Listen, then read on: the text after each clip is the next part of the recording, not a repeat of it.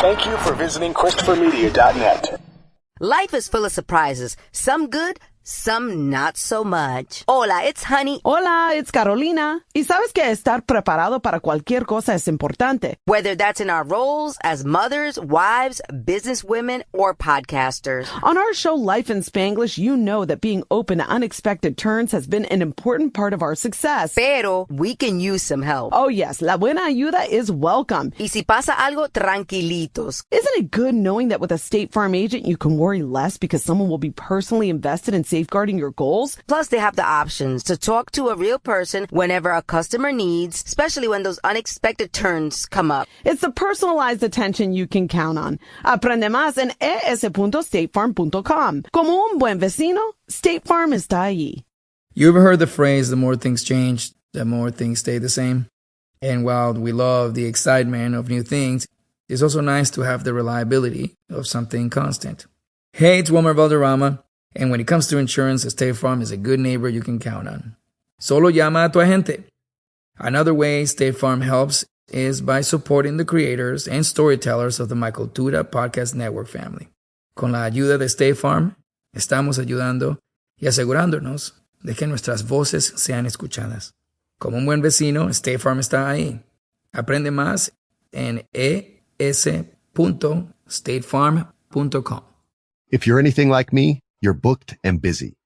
From family duties and work responsibilities to catching up on your favorite shows and podcasts. Yes, like Wrestling with Freddie. With me, Freddie Prinze Jr. With all the responsibilities we have, it's always nice to have someone in your corner. That's why State Farm is there for you with your auto and home insurance needs, helping you protect the things you love and helping you save money. Like a good neighbor, State Farm is there.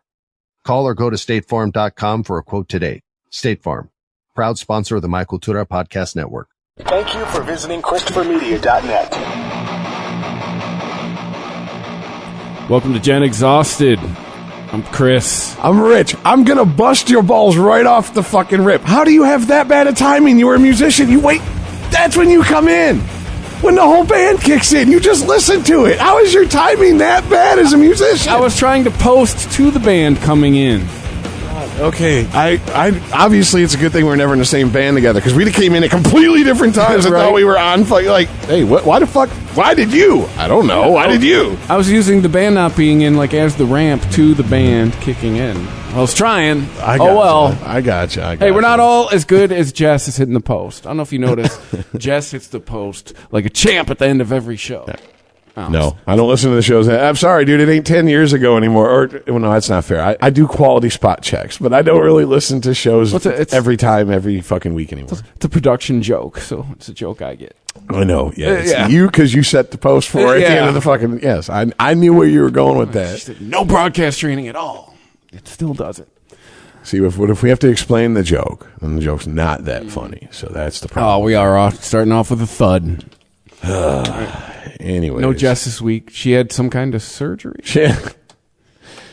Sorry, she's on drugs. That's all I know from the chat. She's on drugs right now. Sorry, family. She had oral surgery. Take that as how you want. I hope that's not a euphemism. I don't think it is. I think she really had oral surgery. I think it's literally she had surgery on her mouth. So, and I feel sorry for her because that's one of those things that like she's family and I love her, but she was talking about it and everything that could clench on me was clenched. Like I don't know if my asshole has inner lips, but it feels like it does, and they were clenching too. Like I can't stand shit about dental stuff. Just knock me the fuck out and let me wake up and let it be done. Oh, see that. I can you can rape me while I'm asleep. I just don't want to be awake during any dental shit. I don't care. Like I can get through it. And no, trust me, I'm with you. Or actually, no, I've said you can do a local on me. It don't bother me. Like I can. I see that needle, I get violent, bro. I told one dentist I'll knock you the fuck out if you try to put that in my face, and he goes, I'm gonna turn this gas up a little bit. Okay, I'll be back in another 10 minutes. No, but the feeling that you're describing is like that's why I've never seen like Jackass 2. Like anything that involves like the nuts or the cock and trauma, like I can't even talk about it. You like get secondhand pain. Yeah, like I'm getting like goosebumps right now. Yes. Like, so you probably get that from dental stuff. Yes. Like yes. So it's very strange because I can sit and watch horrendous stuff online. I'm not even gonna give you my fucking bona fides. If you are listening to this podcast, you know my bona fides. You've heard me talk, and I'm just like, it doesn't bother me. I'm dead inside. Dental shit, get the fuck away from me with that. So if you are my potential kidnapper and you're listening, now you know my fucking nightmare. So just understand you will have to either kill me or completely subdue me and wake me up and then deal with me. Good to know. I'm typing that out right now. I'm just saying, if we have dedicated listeners, probably one or two of them are probably suspect or like are suspect to kidnap somebody. It's possible. And it's not Dawn. Dawn's too nice. I mean, we appreciate the download. Thank you. Oh, no. Keep listening, psychos. We appreciate it. We appreciate all the psychos that bring their milkshake and their madness to our yard. Right. So here we are. It is Christmas week. This show is more than likely going to be our last calendar year show of the year by the time it's posted. The Colorado Supreme Court handed Trump a Christmas gift. They've ruled he's not allowed to be on the primary ballot. It's fun. What is the point of that? Political grandstanding. Because just anything I'm reading about it is people on both sides of the aisle is like the federal Supreme Court's just going to go fucking, like, they're going to get, like, Dikembe Mutombo. Just wham. Charles Barkley. Throw in your favorite NBA defender. Well, okay, what this is telling me is that politicians are seeing a possible gallows at the end of their fucking at the end of this for themselves. Because in politics, to use the parlance of our times, once you normalize a tactic in political warfare, it's going to be used across the board against everybody. Exhibit A, impeachment. Yes. Right. So trying to get a former or sitting president brought up on charges or charged with something is going to become the norm. And if that is happening to the president, then the shit rolls downhill effect is in full effect. So you have that, and these politicians are going, oh shit, if we could be basically booted off of a fucking primary ticket simply because some bullshit charges are brought up to try to fucking, drag me through the mud, that could affect our livelihood.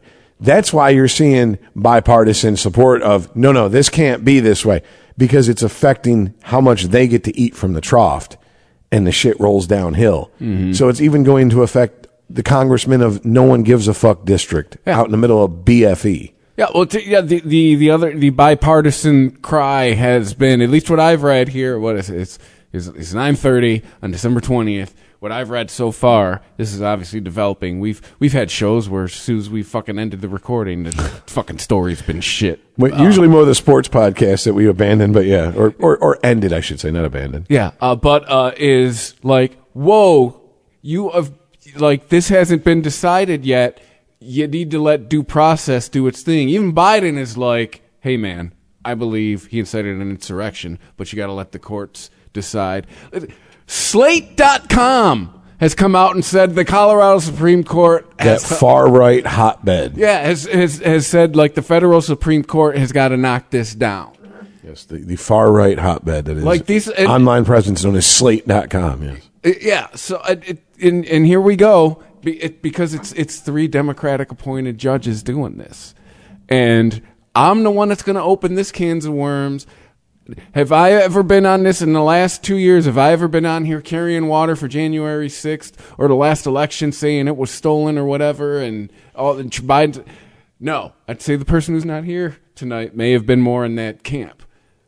Fair. But I'm saying between seeing this and then with how things were handled with the Hunter Biden laptop in November of 2020, maybe it's time we perhaps look into the quote-unquote safest election we've ever had. Who watches the Watchmen?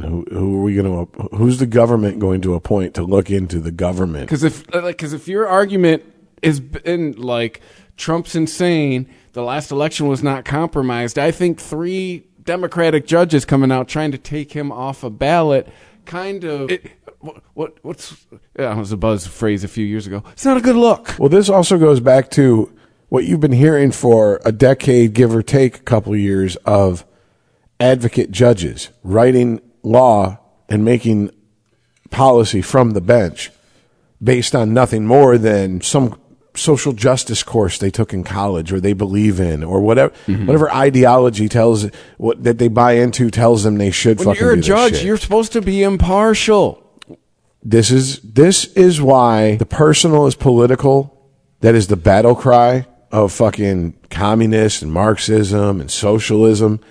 This is the end result of this. It poisons the well to where there is no bipartisanship. Careful with that poison word, because did you see the other thing this week? Which, by the way, you could tell we're weeks, days away from the election year beginning. In the last 2 weeks, Trump has been compared to a dictator. He's been compared to Hitler because he said, did you see, he said that the immigrants are poisoning the blood of our country. So people immediately went, "Oh, that's from Mein Kampf. Oh, it's." Like he's sitting there with a checklist, like how to be a Hitler. Okay, hold on. Incoming rant. Hit pause on where you're at. Remember that. Yeah. Trump, Hitler. Jesus Christ. Can we stop acting like a millennial bitch on a dating site? Like everything's a red flag. Oh my God, you drink water? Oh my God, I dated a guy who was so toxic and he drank water. That's such a red flag. Like that is what the fuck we are. He used words. You know what else is in Mein Kampf? Words. Yeah, that's because there was something else that he said. We were like, "Oh, that's he's back in he's parroting what Putin said." And and another thing that there was some article and I came to the same conclusion. Like, if we're gonna go like, he used the words "and" and those are in Mein Kampf too. Are we gonna start doing that? Like, it's like, so yeah. Why not? These people, this is why I hate win at any cost type people almost as much as I hate people who are contrarians for the sake of just being a contrarian. If you're a contrarian and you're trying to prove a point, you're an asshole, but at least you have an asshole with a point. You're an asshole with a point. If you're a contrarian just to stir the pot, you're muddying the waters, and here come the assholes to fucking take advantage of it. People are going to come in and pull this shit. This is why, where does ideology and policy making, where does it end up? Every single time. Ends up with blood on a lot of people's fucking hands. That's how this shit ends. The person who's worried about these type of topics on the podcast ain't on the podcast tonight. So we gonna talk about it. We gonna talk about it like for real. That's where this shit ends. No one can. I think we talked about this last week. No one cares about either of these candidates.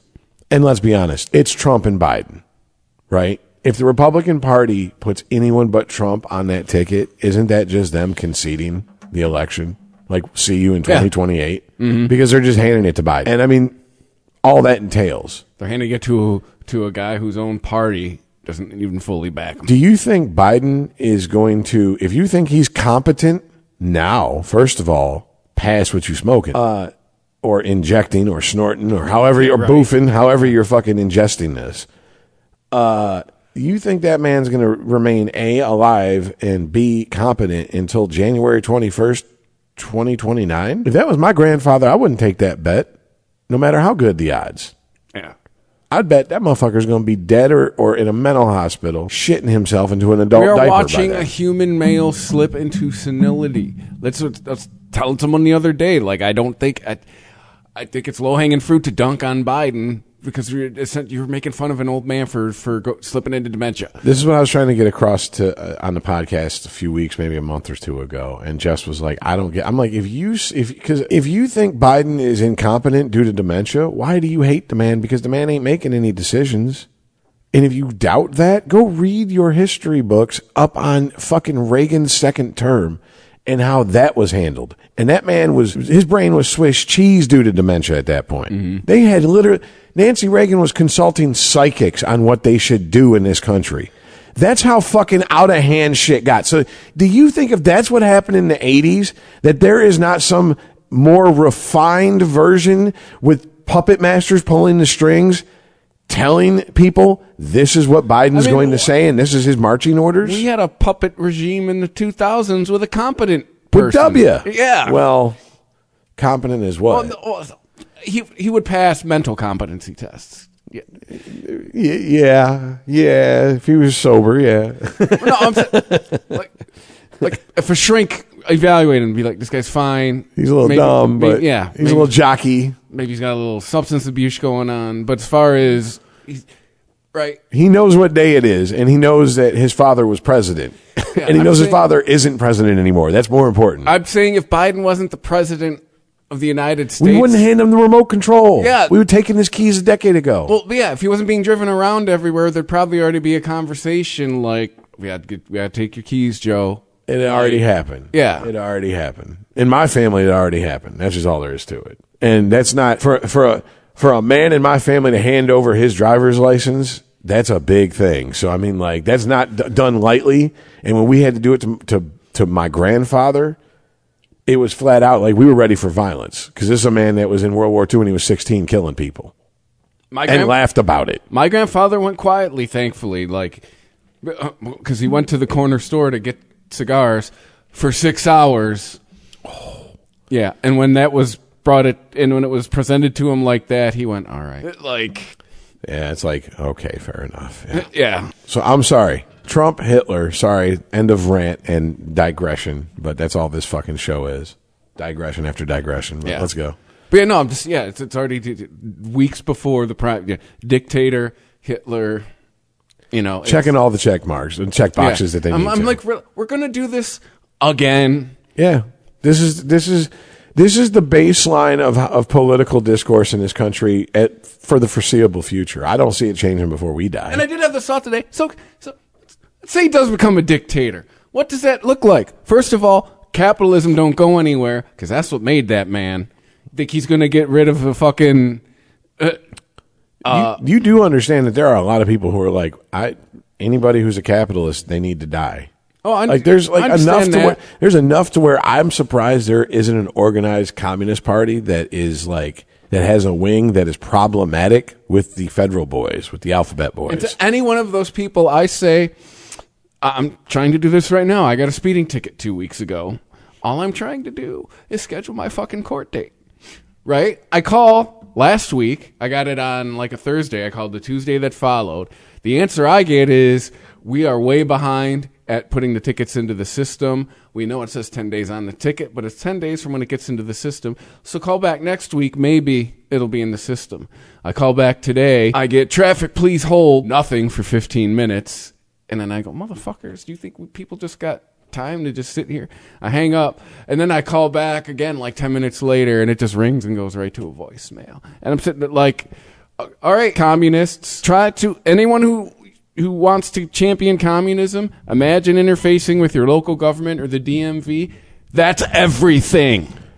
I don't understand that's how buying that is not... food. That's buying a house. That's everything. First of all, you're not buying food. You're not buying a house. You're being assigned your living situation, and you're being given your fucking rations, which you will be responsible for making last the proper amount of time. Oh, and by the way, if there's government fuck up on their end, and you don't get the re-up that you're supposed to get when you get it, hey, did you make your food last? Yeah, should have made it last longer.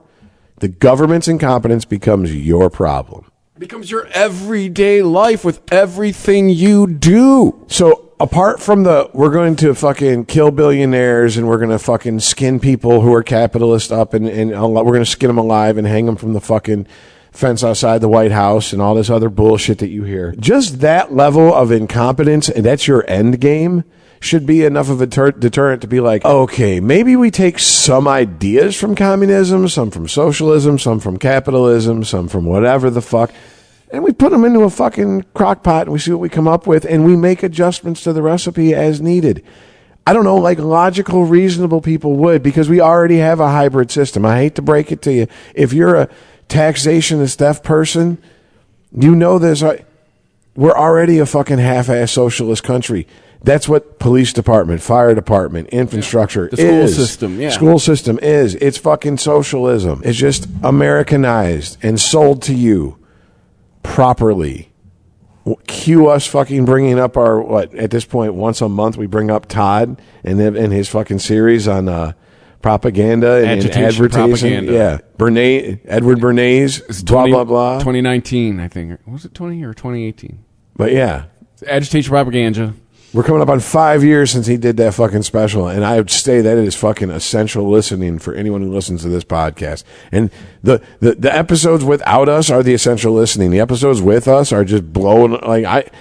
Looking back, I'm like, it was nice and I had fun, but I don't know that we really brought anything much to the table because Todd had pretty much efficiently and thoroughly covered everything on his own. Speaking of which, I heard from him the other day. I'll tell you about that later. Nice. Yeah. But I forgot before that tangent. But yes, you've been packaged this. This isn't socialism. This is American. It's American to send your kids to a fucking government school. No, the fuck it is not. That is a fucking, what, post-World War I standard? Schoolhouses used to be community schoolhouses, not government-run schoolhouses. I have been in both school systems.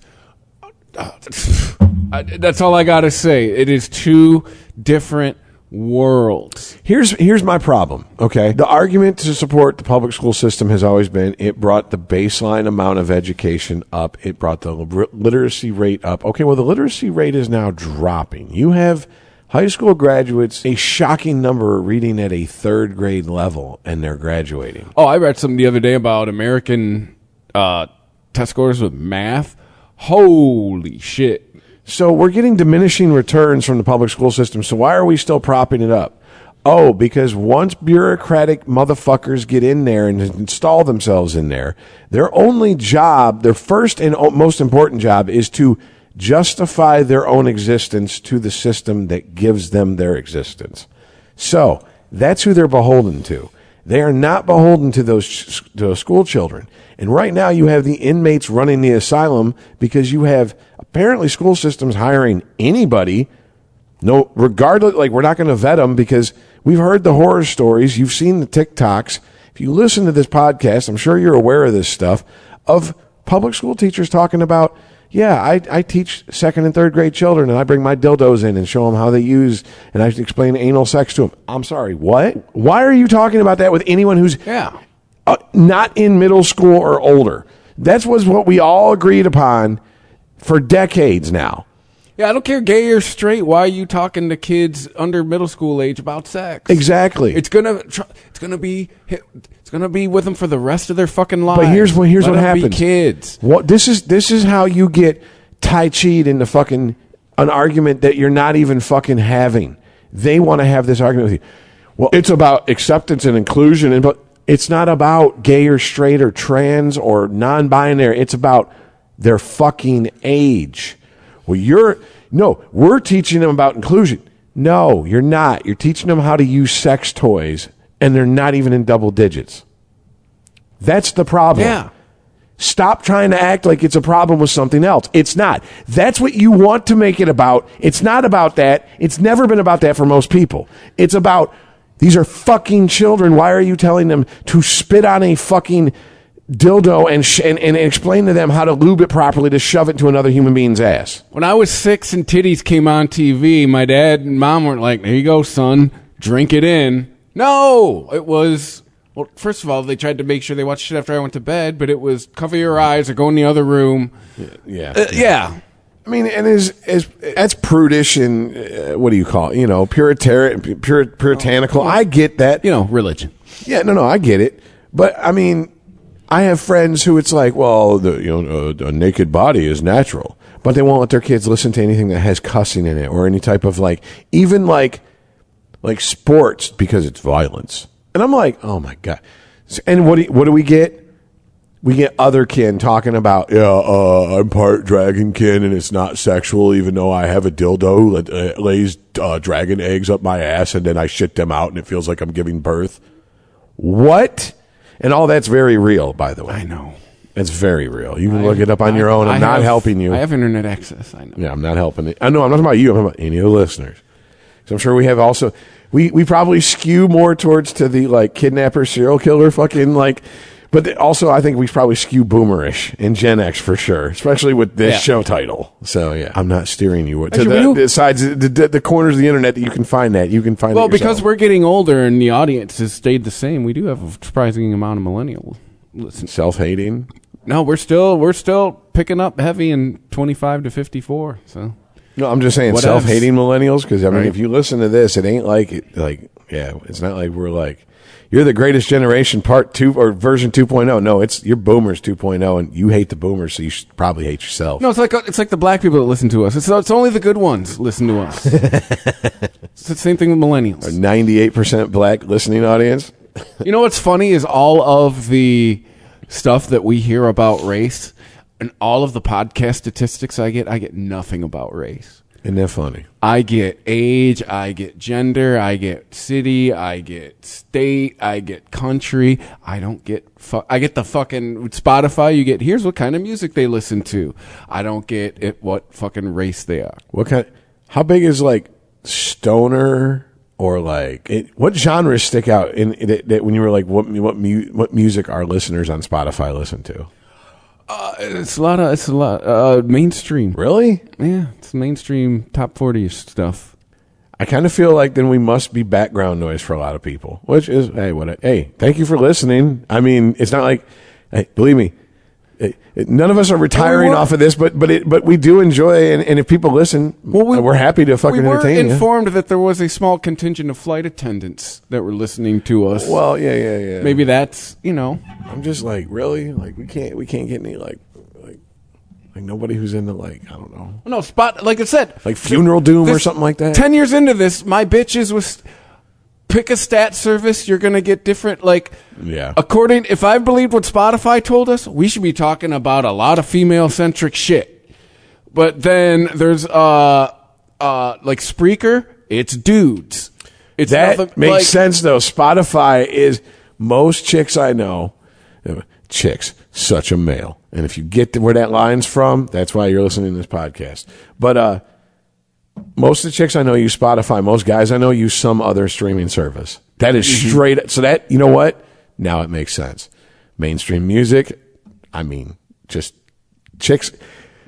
Ladies, you have a bet. We can prove that with statistics from radio listening for decades. But you can't say it without them trying to say, that's hateful. You just hate women. No, I'm just quoting you factual statistics. I'm trying to pass along factual information. It's simply what I'm doing. I used to say it when I managed restaurants in black neighborhoods. It's not racist if I could prove it with sales figures.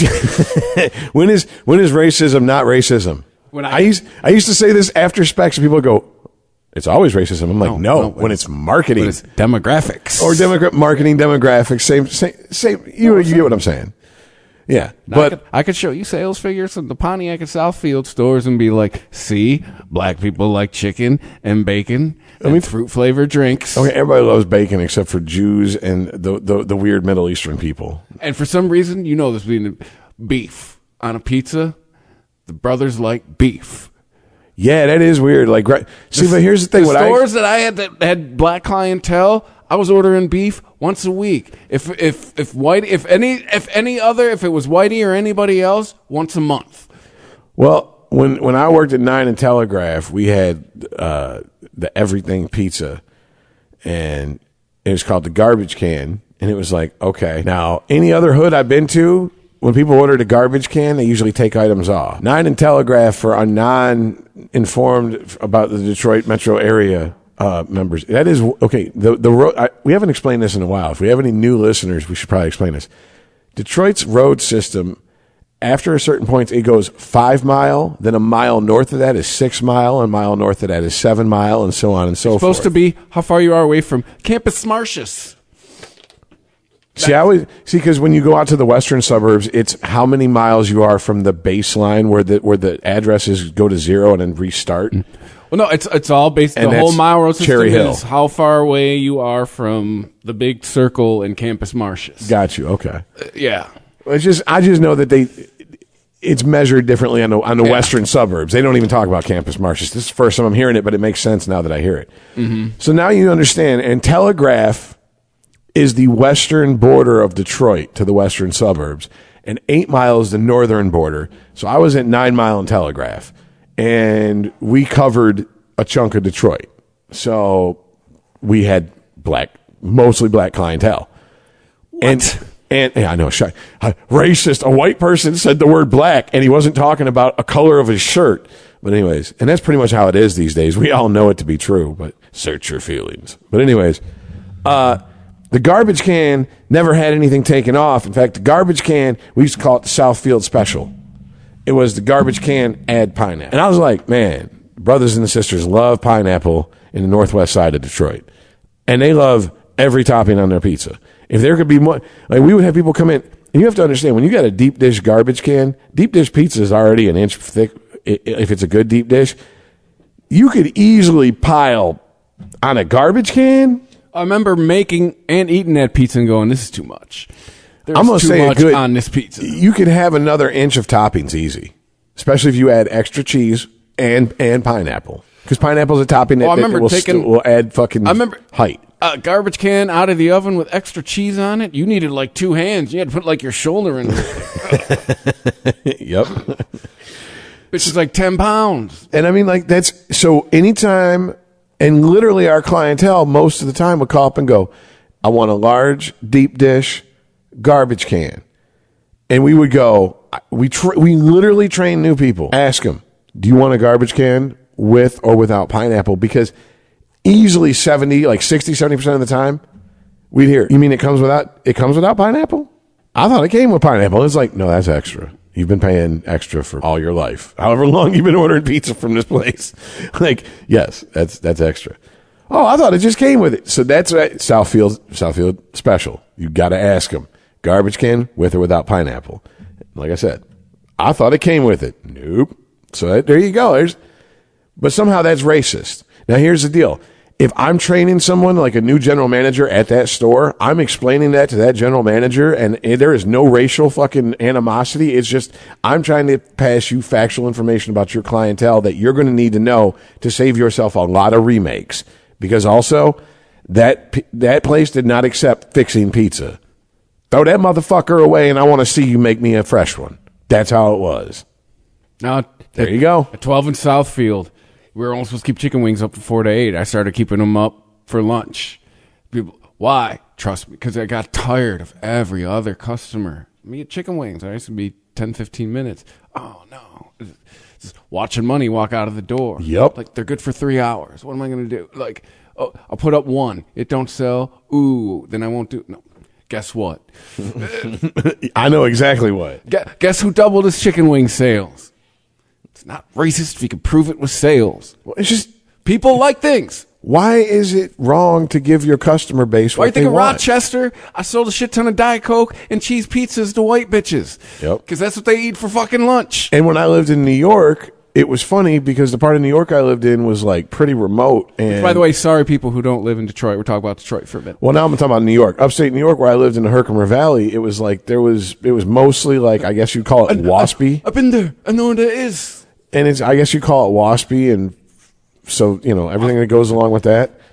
This is rural. This is white people. That's what I'm saying, everywhere. yeah. Like it's like white, like not Catholic. So WASP, white Anglo-Saxon Protestants. So, but there was like a little enclave of Jewish people or a Jewish community. It might even been called a Jewish community. I don't know. That was near where I was.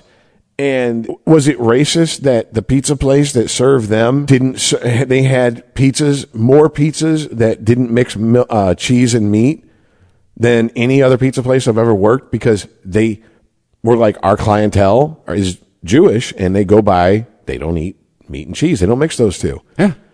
It's very simple. It's against their religion. Just like when I worked in Dearborn, which is outside of the Middle East, the highest concentration of people from the Middle East in the world, we had halal pepperoni made with all beef. Why? Because most of our clientele wouldn't eat pork, but they would eat beef. I don't know why, because I'm not that religion, but whatever the fuck. We never had complaints. In fact, it was initially when the owner that I worked for took over the one in Dearborn, the complaints he got was, why don't you have halal fucking pepperoni? And he's like, I don't know what the fuck that is. He's like, I was raised Catholic. The only thing about meat I know is I can't eat it on Friday. And that's only for 40 days during Lent. It's Fish Fry Friday or something. They eased up on that. Did they? In like the 70s. All right. Yeah. Well, this was an older dude. No, this was I guess- about like 15 years ago. I guess when my parents were little, it was hardcore. It was like every Friday. Oh, yeah. Are you going to hell? Yeah, there's bars I know that are like Irish bars that it's Fish Fry Friday every Friday. I'm like, why? And they're like, it's because it was serious Catholic shit. I'm like, You couldn't eat meat. You couldn't eat beef on Friday, but you can come in and drink beer and eat fish and get into fights, and piss and puke all over the place. Fuck someone else's wife. That's fine. Yeah. That's fine. God's cool with all that. Yeah, I think John Paul II or the one before him was like, just for Lent. I want to eat a cheeseburger. Just say you believe in shit as dumb as crystals healing you if you sleep on them. Okay, just admit that shit. Dude, they didn't like it when I started making parallels to God and Santa Claus. They did not like that. I was like, wait, you know, God and Santa Claus have a lot of the same characteristics. Yeah. Yep. Yes, I did. Sees you when you're sleeping, knows when you're awake. Knows when you masturbate. Yeah. Knows if you've been naughty. Or nice. By the way, world is going to hell. Jesus and God are worried about whether or not I'm touching myself inappropriately. You know what? Maybe I don't want to go to heaven run by those two idiots. Hey, did you see the other day, was it the cool Pope was like, hey, we can bless gay couples. Okay. Why? Sure. Okay. I don't even care. Right. Hey, I just listen, don't care. they have the direct line to God. I guess, you know, shit going on down here. You got to be cooler with gay people, God. Come on, God. It's 21st century. The Bible is the literal. Listen, that's what we're taught. Is that like the Pope's the one guy on earth? He's got the hotline. He's got the red phone. Got the bat. He's the one guy. The bat phone to yeah. Jesus, to God. No, not to Jesus, to God. Even though they're the same thing as the Even though Jesus, God, and the Holy Spirit. Even though we're taught that we can all talk to him in our own way, there's one guy and he's got the red phone. Hey, God. And it's based on how big his head is. It's me, Pope. Oh, God. Yeah. Anyways. Merry Christmas, everybody. Which, by the way, if you look into the historical shit, this is all based off of a pagan festival that was held in the winter. Jesus Christ was actually born in fucking the springtime. It was much too fucking cold for him to have been born in December 25th and for everything that happened to have happened in that region of the world. In fucking Israel, it don't fucking snow there. Even if he was born in December, there wouldn't have been snow. He was born in a fucking desert. Watch the Boondocks Christmas episode. It's a very Merry Christmas humor. Don't look at Quincy Jones. Quincy Jones can't help you. But I think it's in the first 5 minutes. You could probably find like Huey Explains Christmas, that clip on YouTube. It just lays it out, and it's like, go fact check it. They're not wrong. There you go, folks. That's what you're celebrating in the name of Jesus. Thank you for visiting ChristopherMedia.net.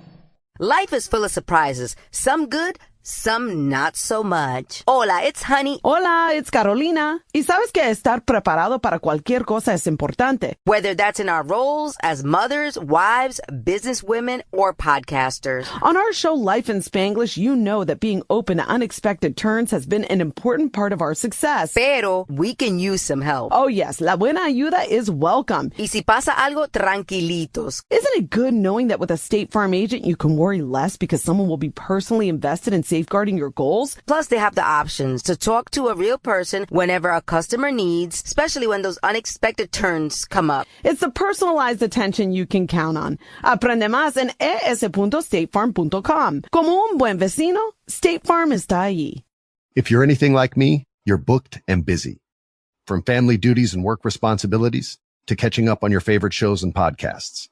Yes, like Wrestling with Freddie. With me, Freddie Prinze Jr. With all the responsibilities we have, it's always nice to have someone in your corner. That's why State Farm is there for you with your auto and home insurance needs, helping you protect the things you love and helping you save money. Like a good neighbor, State Farm is there. Call or go to statefarm.com for a quote today. State Farm, proud sponsor of the My Cultura Podcast Network. Oh, bummer. The holidays are over.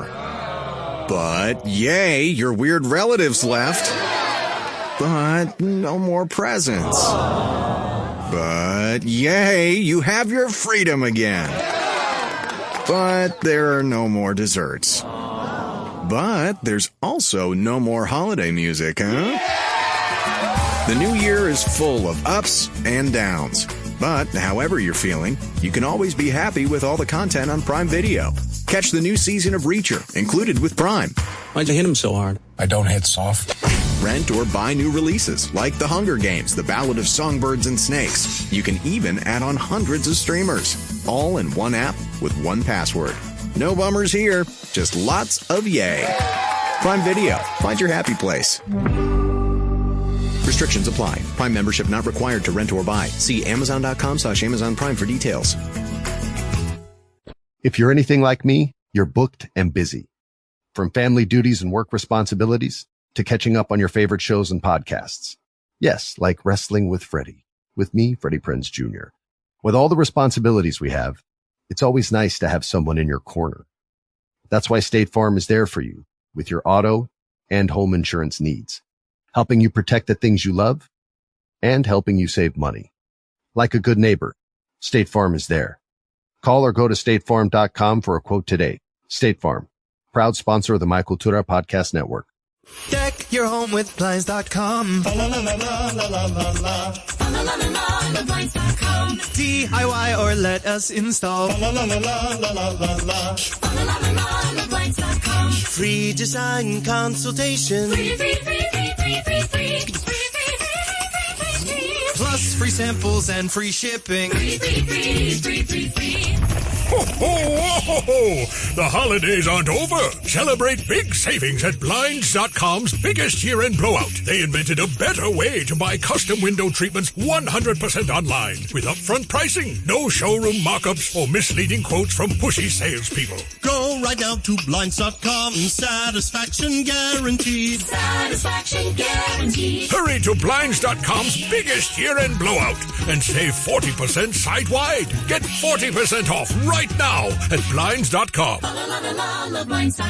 Rules and restrictions may apply. Oh, bummer. The holidays are over. But yay, your weird relatives left.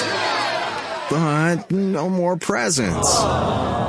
But yay, you have your freedom again. But there are no more desserts. But there's also no more holiday music, huh? The new year is full of ups and downs. But however you're feeling, you can always be happy with all the content on Prime Video. Catch the new season of Reacher, included with Prime. Why'd you hit him so hard? I don't hit soft.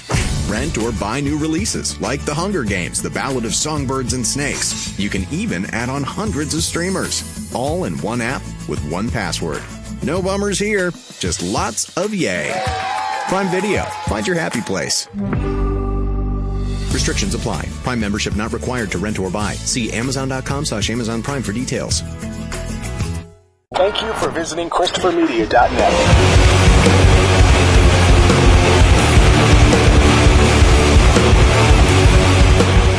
You know what? Whatever. You know what? Let's get off the fucking political shit. It is a Christmas fucking holiday, and I'm working in an environment where I find myself doing things I've never done before. Mainly, I'm not drinking, so the booze I buy at this job is for other people, and it's not to drink my pain away from making poor life choices. So, I gotta ask. I know I'm even though I'm Gen X, I'm mad boomerish, but for doing this, and if any of my coworkers have somehow found this podcast, I guess this is a half-ass apology, but it just felt like what you're supposed to do. I was raised that with your coworkers, if you're in the management position or if you're in a like an office thing, not so much the blue collar, the white collar side, right? You give booze the week before Christmas. At some point in the week leading up to the last day of work before Christmas vacation, you give booze to your fellow managers or white collar people.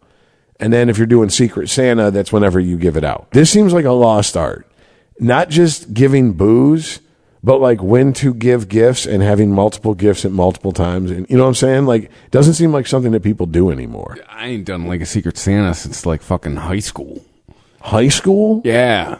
Really? I'm trying to think. Dude, you were a general manager of places and like you never even had like your employees start a Secret Santa thing up and like they just throw your name in there? Maybe we did. I don't know. I can tell you I didn't do a Secret Santa in my 30s or 40s. I can guarantee you that. We're almost halfway through the 40s.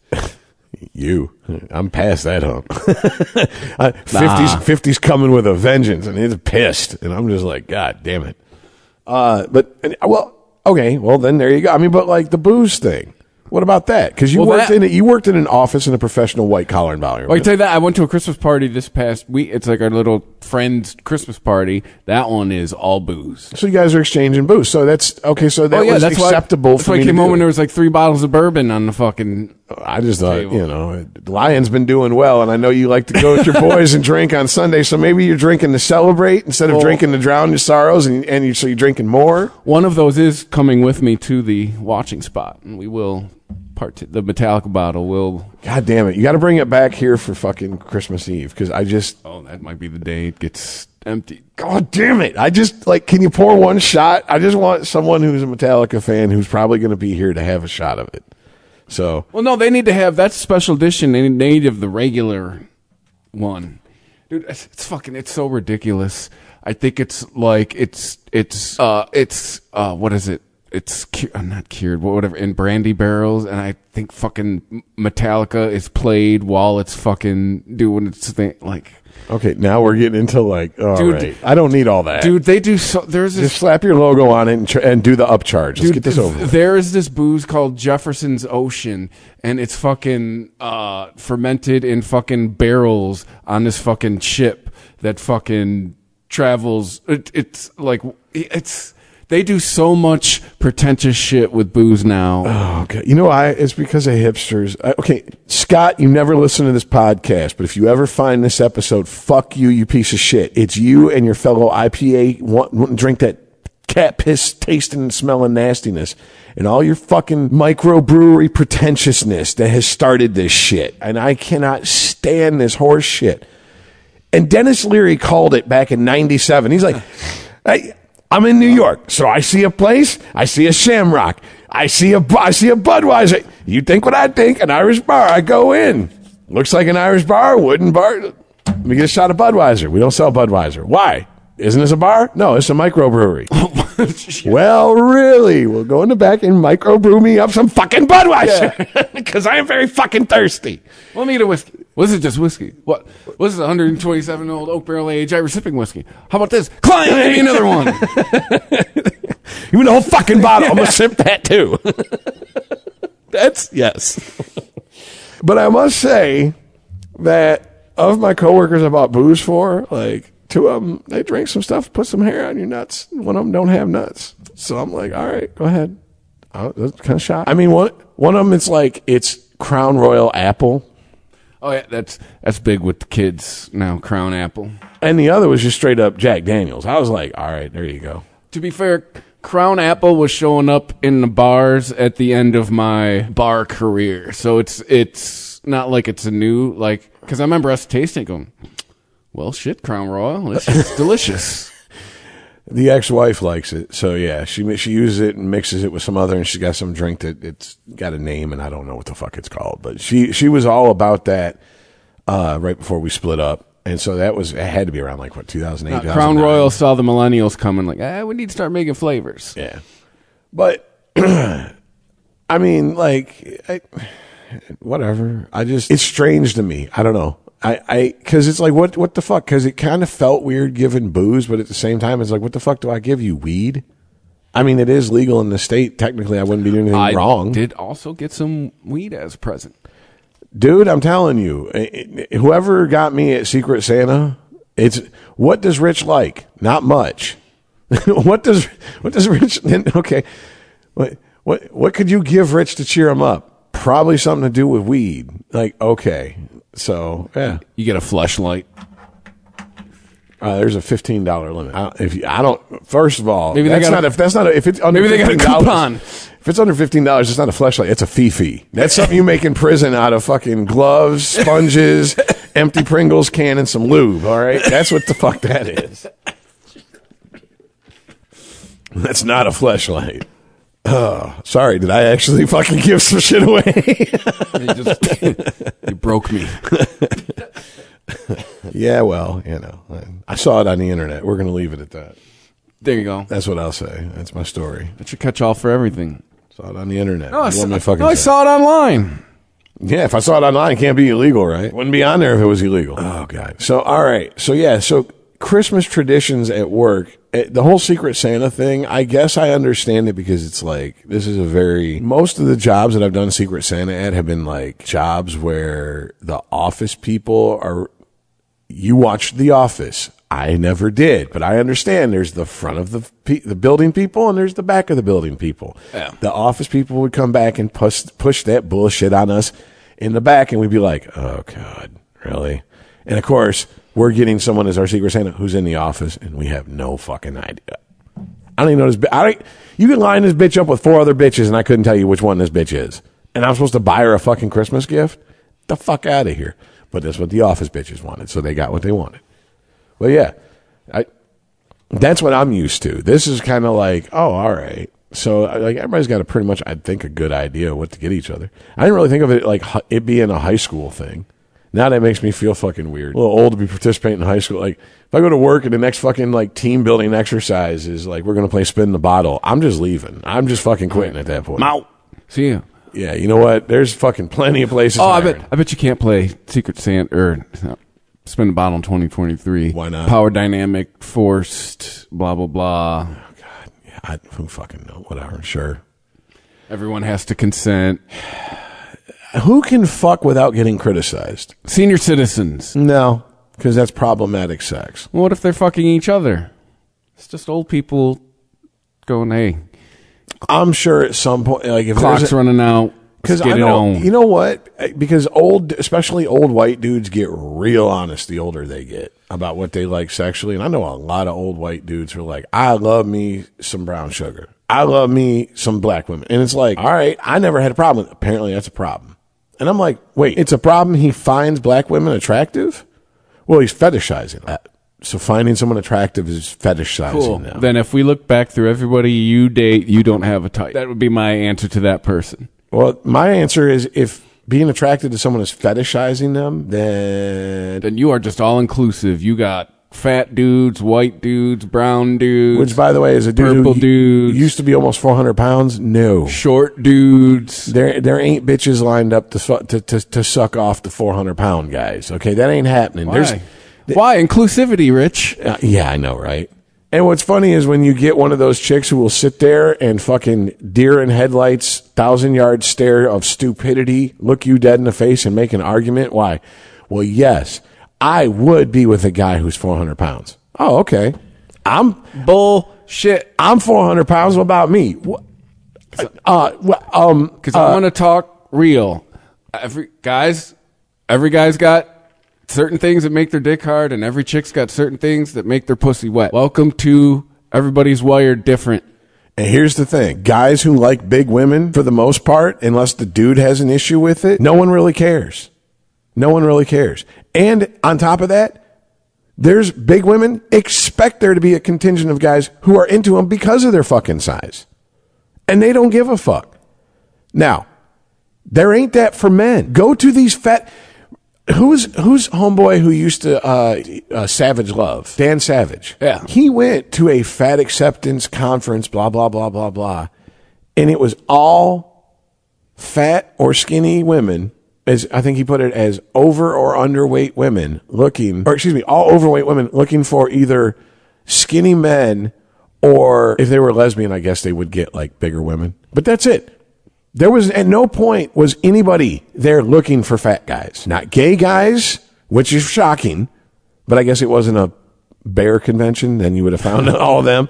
And Dan Savage is gay as Dad's old hat band, as they used to say back in the day. I know the gays are specific. They categorize that.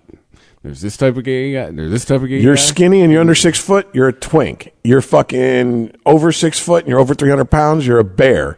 If you're into that shit and you're under 6 foot and you're under 300 pounds, you're a cub. And it's like, you guys don't give a fuck about offending anybody. But you know why? Because the dicks are in charge. It's male libidos. I am blown away at how casual this. I am glad the millennials are very casual about their body count, because I find it fucking fascinating. The repulsion, then they catch themselves that women have to the high body counts that gay men have.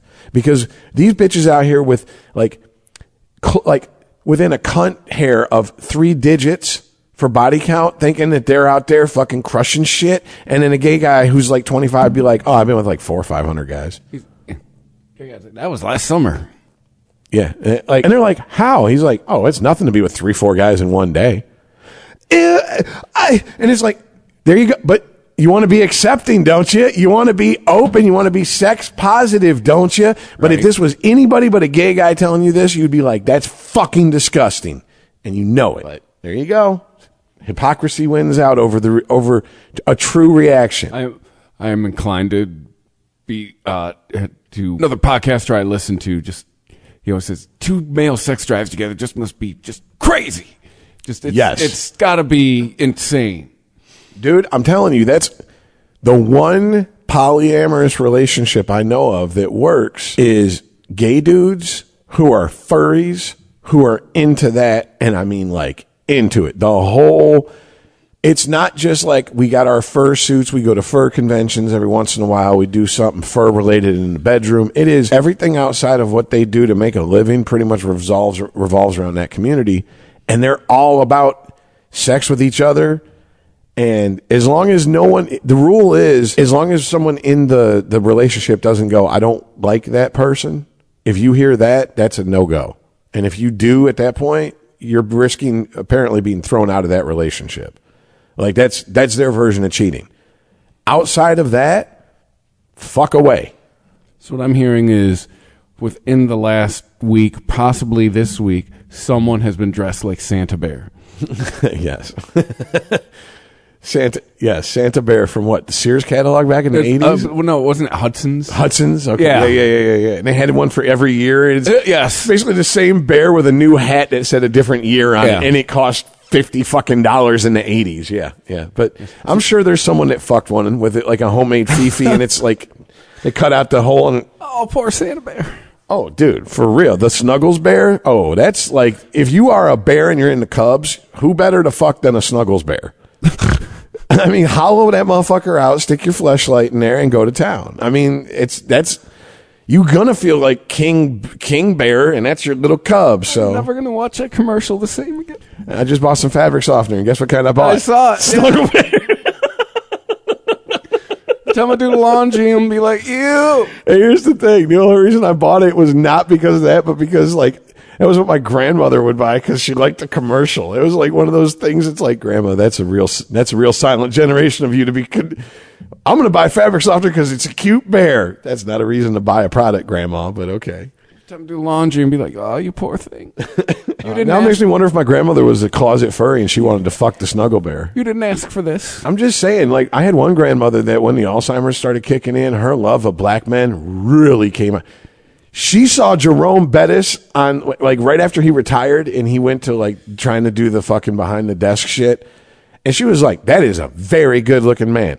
And I'm like, God damn, Nana. Like, you want some. We know what happened back in the day. Oh, when she was eating her Snickers, she did it with the dick vein fucking facing down because she liked the texture on her tongue. I guarantee you. Yeah, Nana liked it. Oh, yeah. I guarantee. She worked in Detroit, and she worked in the automotive industry. I mean, I know that's how we all got here. But still, I don't even know her, and I'm like, oh, come on, oh, Grandma. What? This is the family. There ain't no one alive left. I'm the last one of that fucking bloodline that to speak of. So I don't give a fuck. Who's gonna get offended? Me? No. They did it. It's the truth. But no, it's like that day in middle school. You come home and you look at your parents. You're like, oh.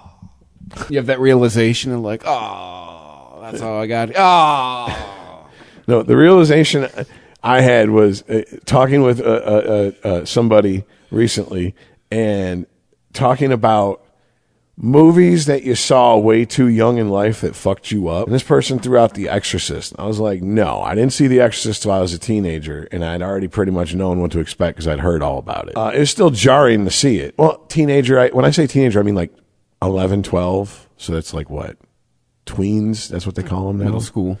Yeah, middle school. That's what I mean. Middle school, not grade school. That means teenager. But my mom and my dad saw it when they were newlyweds, and apparently the house they lived in had an attic that was just like the attic either doorway or whatever the fuck it was that was in The Exorcist. And my mom would flip the fuck out and like wake my dad up in the middle of the night. Go check the attic. I heard a noise. And I can barely remember my parents together, but I can hear that argument.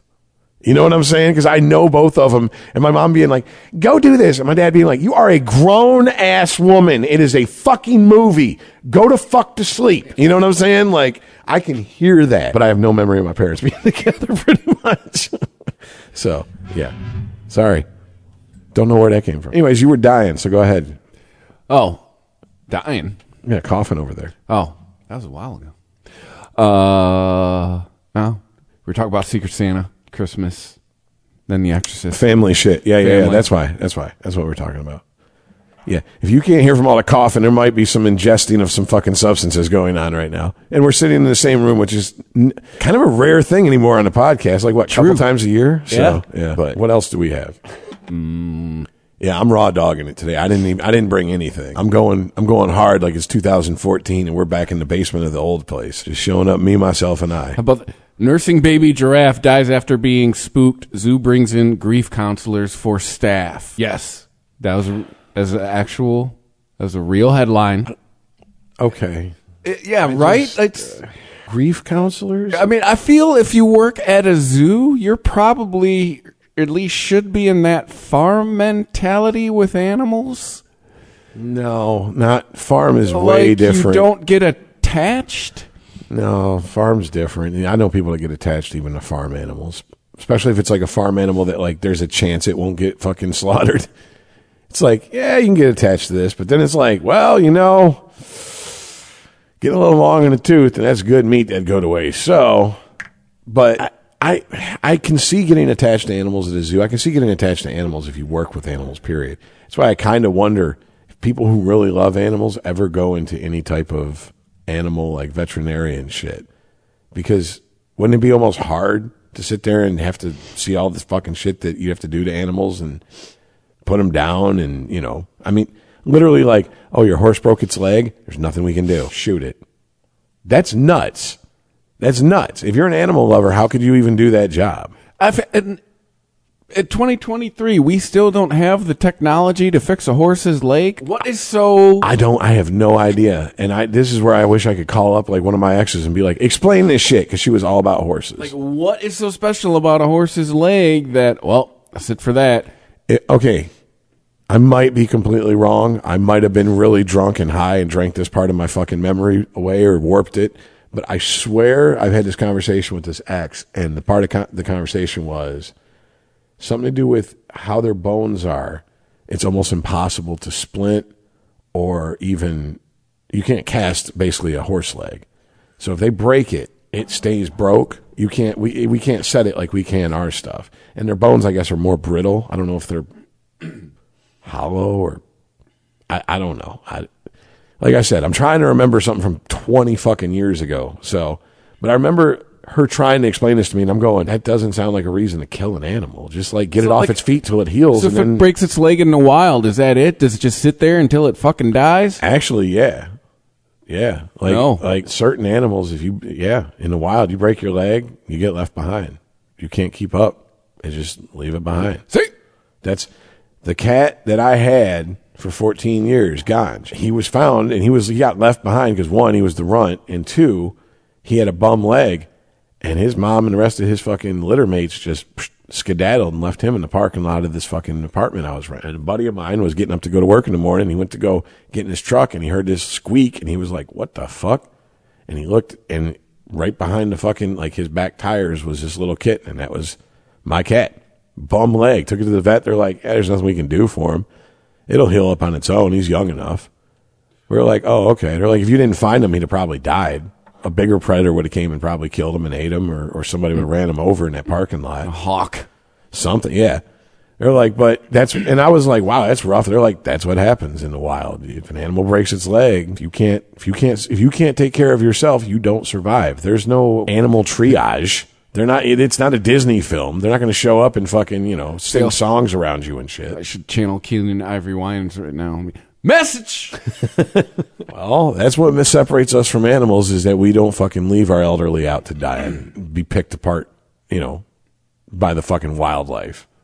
Supposedly, that's what separates us from animals. Supposedly. Do we? Have you heard about what goes on in old people homes? I've seen it. Yeah. I don't need to hear about it. I've seen it. Like firsthand with family, and I've seen it delivering to them for over a decade. Essentially like leaving them with wild animals. That's why I'm like, hey, if someone wants to check out and you're over a certain age, I believe that we should almost provide the gun and the bullet. There you go. Right here. It'll be real quick, painless, like turning off a light. Ozzy's talked about him and Sharon have some kind of assisted suicide pact, and there's some place in Switzerland or something. They got all planned out. Oh, there's places in Europe, I guess, where you can, if you have a terminal disease or if they've deemed like something that you're never going to fully recover from is going to affect your quality of life, they'll let you, they'll have someone show up and like inject you with what they do for what do you call it? Lethal injection. Which I don't know if you've been following Ozzy. I don't think we're going to see him turn 80. He just turned 75.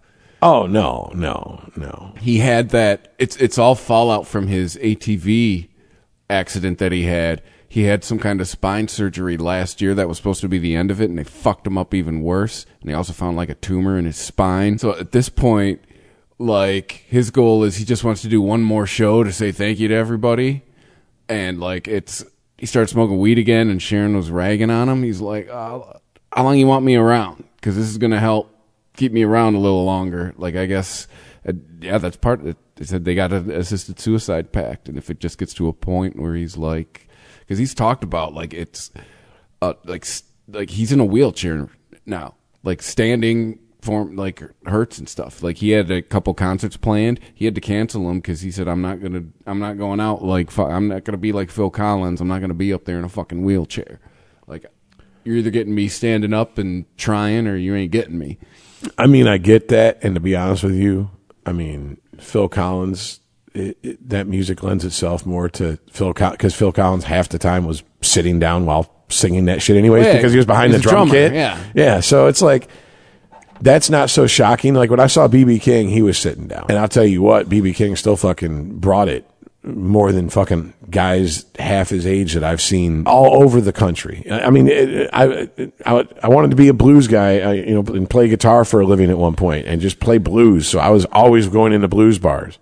B.B. King, I think he was 80, maybe he was still in the 70s when I saw him. It was only like a couple years before he died.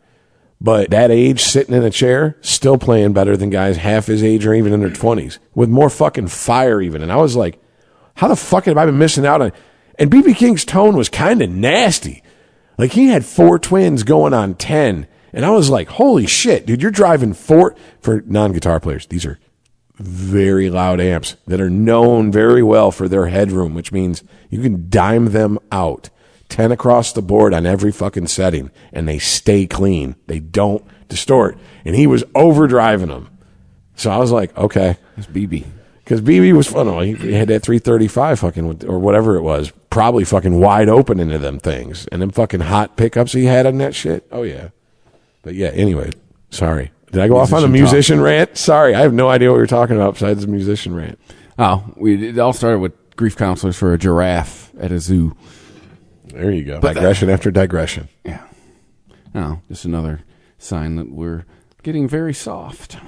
We had when I was going to, it was elementary school. We had a. Like, I figure if you're going to go work on this, I figured that, hey, an animal might die. Like, especially if you're going, like, they don't just hire you off the street, like, hey, I want to work at the zoo, right? They're finding people, like, specialized degrees, probably trained in the field, right? Like, hey, some of these animals you care for might die at some point. You have to be equipped to handle that. That makes me wonder if it's not those people that are getting the grief counseling and all this shit, if it's the fucking wage slaves who are more like, oh yeah, I need grief counseling and I need paid time off and I need all this shit because they can get it. Why not?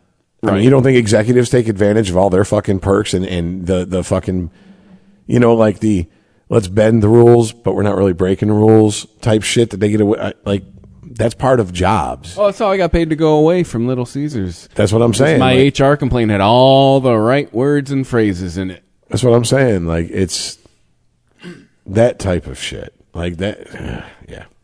And I can talk about that now. my terms of my agreement are over. Yeah, because we had to play the whole, your job, your work. Like, I don't think we ever even fucking slipped up. Yeah, I think it was like 2 or 3 years I couldn't talk about it. And for 1 year there was a non-compete, but I was like, yeah, good luck. Yeah. I violated that right away. Well, here's the thing. It's not on you. It's on the company that hires you, isn't it? Yeah, non-competes get shredded in court all the fucking time. You're allowed to earn a living. Non-competes seem to me like fucking most prenups these days. If there's anything to get out of somebody via a divorce, they're going to find a way to shred that prenup. So it's going to be, there's something, you know what I'm saying? Like a non-compete, get the fuck out of here with that. Because then if the person that wants it enforced really pitches a fit, then the judge will go, then pay him for however long you want him to not work in the industry. But see, here's the thing. Here's where me and you differ on how we look at shit like this. I know this happens on the executive level. I know beyond a shadow of a doubt. Why? My mom was married to a fucking president of a goddamn engineering company who was 41 years old, youngest president of that fucking company or any engineering company in Detroit's history up to that point. I saw the bullshit and the fuckery and the shenanigans that went on behind the scenes. I saw executives using hourly wage people to come work on their house, work on their car, do this, do that.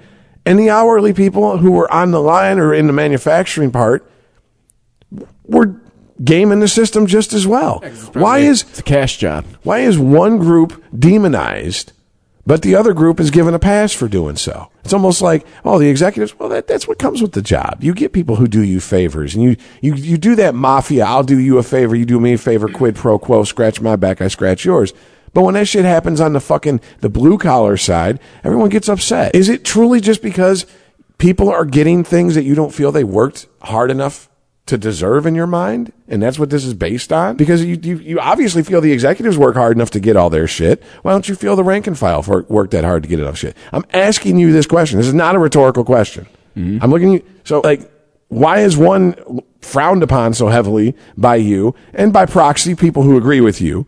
And what the other's given a pass? I don't get where do... Because you go ahead. No, I guess where did I give you this impression? Anytime we bring up anybody who works a job that's an hourly pay job that has any type of union attached to it versus any type of executive or middle management and above job that has no union attached to it. Because the union's a fucking grift that takes your money and generally doesn't do anything so for it's you. Solely the unions that you have the beef with. It's not the fact that the fucking employees are gaming the system. The unions. But they're using the union to game the system, and just as much as the executives don't want the union there because it doesn't allow them to game the system as much. So it's a give and take. It's a power struggle. It's a fucking tug of war. How do you pick a side and root for one and be like, fuck the other side? I just don't understand it. I picked a side with less bureaucracy. That's the thing. Union's another layer of bureaucracy. And I'm not disagreeing with another that. Group of people telling you, like, no, don't worry, we know better. And unions, once again, there are the UAW unions, which is what I think most people in America think of when they hear the word union. The bigger unions we have, like the Teamsters, which I don't even think the Teamsters really have that much fucking pull outside of certain fucking pockets of Hollywood and certain job descriptions, right? I think anything on wheels, the Teamsters still got pull with. Truck driving? I don't know anybody who's a Teamster, and I know people who drove for fucking Country Fresh for 20 years. I'm like, are you a Teamster? No. How do you drive a fucking day cab for Country Fresh in Michigan without being union? I don't know. I've done it for 20 years. Did you ever have a union? They were like, yeah, when I started, almost 30 years ago, but they started inside. By the time they were driving, union was out. That's what the Teamsters were. Teamsters were on the way out when my dad was driving in the 70s as a local driver. Oh, wow. So that's what I'm saying. Like, they might have been around, but they would only be around with, like, the UAW because that's how these unions work. They team up with other unions. Local 58 had to make me a member of their union so I could work at any of the big three because non-union labor couldn't come in on a contractual job at that point. Mm-hmm. So if I was going to do anything touching anything electrical, even if it was literally changing a light bulb, which is what I was doing, relamping the Chrysler Tech Center, I had to be union. So you know what I'm saying? Like that type of shit is where I'm like, fuck the unions. But when employees get together and they go and start their own union, how is that different than, in principle, then franchise owners banding together and going, we each own, let's say there's 5 of us, and we each own 10 franchises. But if we band together, now we have 50 franchises behind what we say. Why is an ownership group okay, but a union not? Is it just the bureaucracy? Because if that's the case, then break up the big unions and let employees basically start their own union and give them protection against retribution for trying to start a union. Give them that bargaining chip without the big union bureaucracy involved in it. Well, the bigger conversation is if our legislative bodies did their jobs, we wouldn't fucking need unions. But see, I don't buy that because there's fucking companies that are always going to fucking... Why did something have to... what's the word I'm looking for? Like, generically form because of the ineptitude of our government. But unions weren't formed because of ineptitude of the government, because the government was just very fucking hands off when, like, a lot of the initial Teamster shit, like the Hoffa shit, the shit you see in the movies and reading the books, and which is now considered, I guess, if you're younger than us, is considered ancient history because it's coming up on 100 years since the fucking Teamsters started. Like, it was post World War I, wasn't it? With the trucking boom and the industrial really taking off in America, needed to get goods from one place to another. Train ain't going to stop at every fucking town, behind every fucking store in every suburb. So I also think the NLRB has become a joke. Like, if you read about a lot of their rulings, like, half of them make sense and half of them are like, it's like what started the show. Half of them are partisan bullshit, and they have no teeth. Any ruling they issued they're really like suggestions. Well, here's what we found. Like, okay.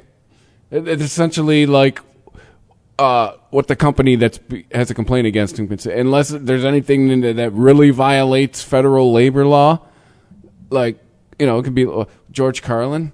What, you think I need another useless piece of paper from the state floating around in here? I got 8 or 9 of these things. They just crumple it up and throw it over their fucking shoulder. I mean, the joke that I've made for fucking years now is don't hurt yourself at any of the jobs I've worked at, because if you file for fucking workman's comp, the next day you're going to come in and see the fucking owner burning all his paperwork behind the store going, never worked for me. I don't know what you're talking about. You can go look through all my files. Never mind this, just burning some trash. Don't worry about that. And I mean, so I'm like, what the fucking good is that government agency? What good are they doing? The only thing they're doing is, like I said, they're trying to not even justify, they're trying to rationalize their own existence to keep getting a paycheck, to keep existing. Once again, you don't just chop off the whole fucking arm because you got a hangnail. If you don't do anything about that hangnail, the whole arm could get infected or you could lose a chunk of it. And that's where we're at. But the solution isn't to go, okay, well, since we have to chop the arm off now, well, this is how we're going to solve this from here on out. No, just take care of your fucking hangnails in the first place, and this problem it's like gun laws.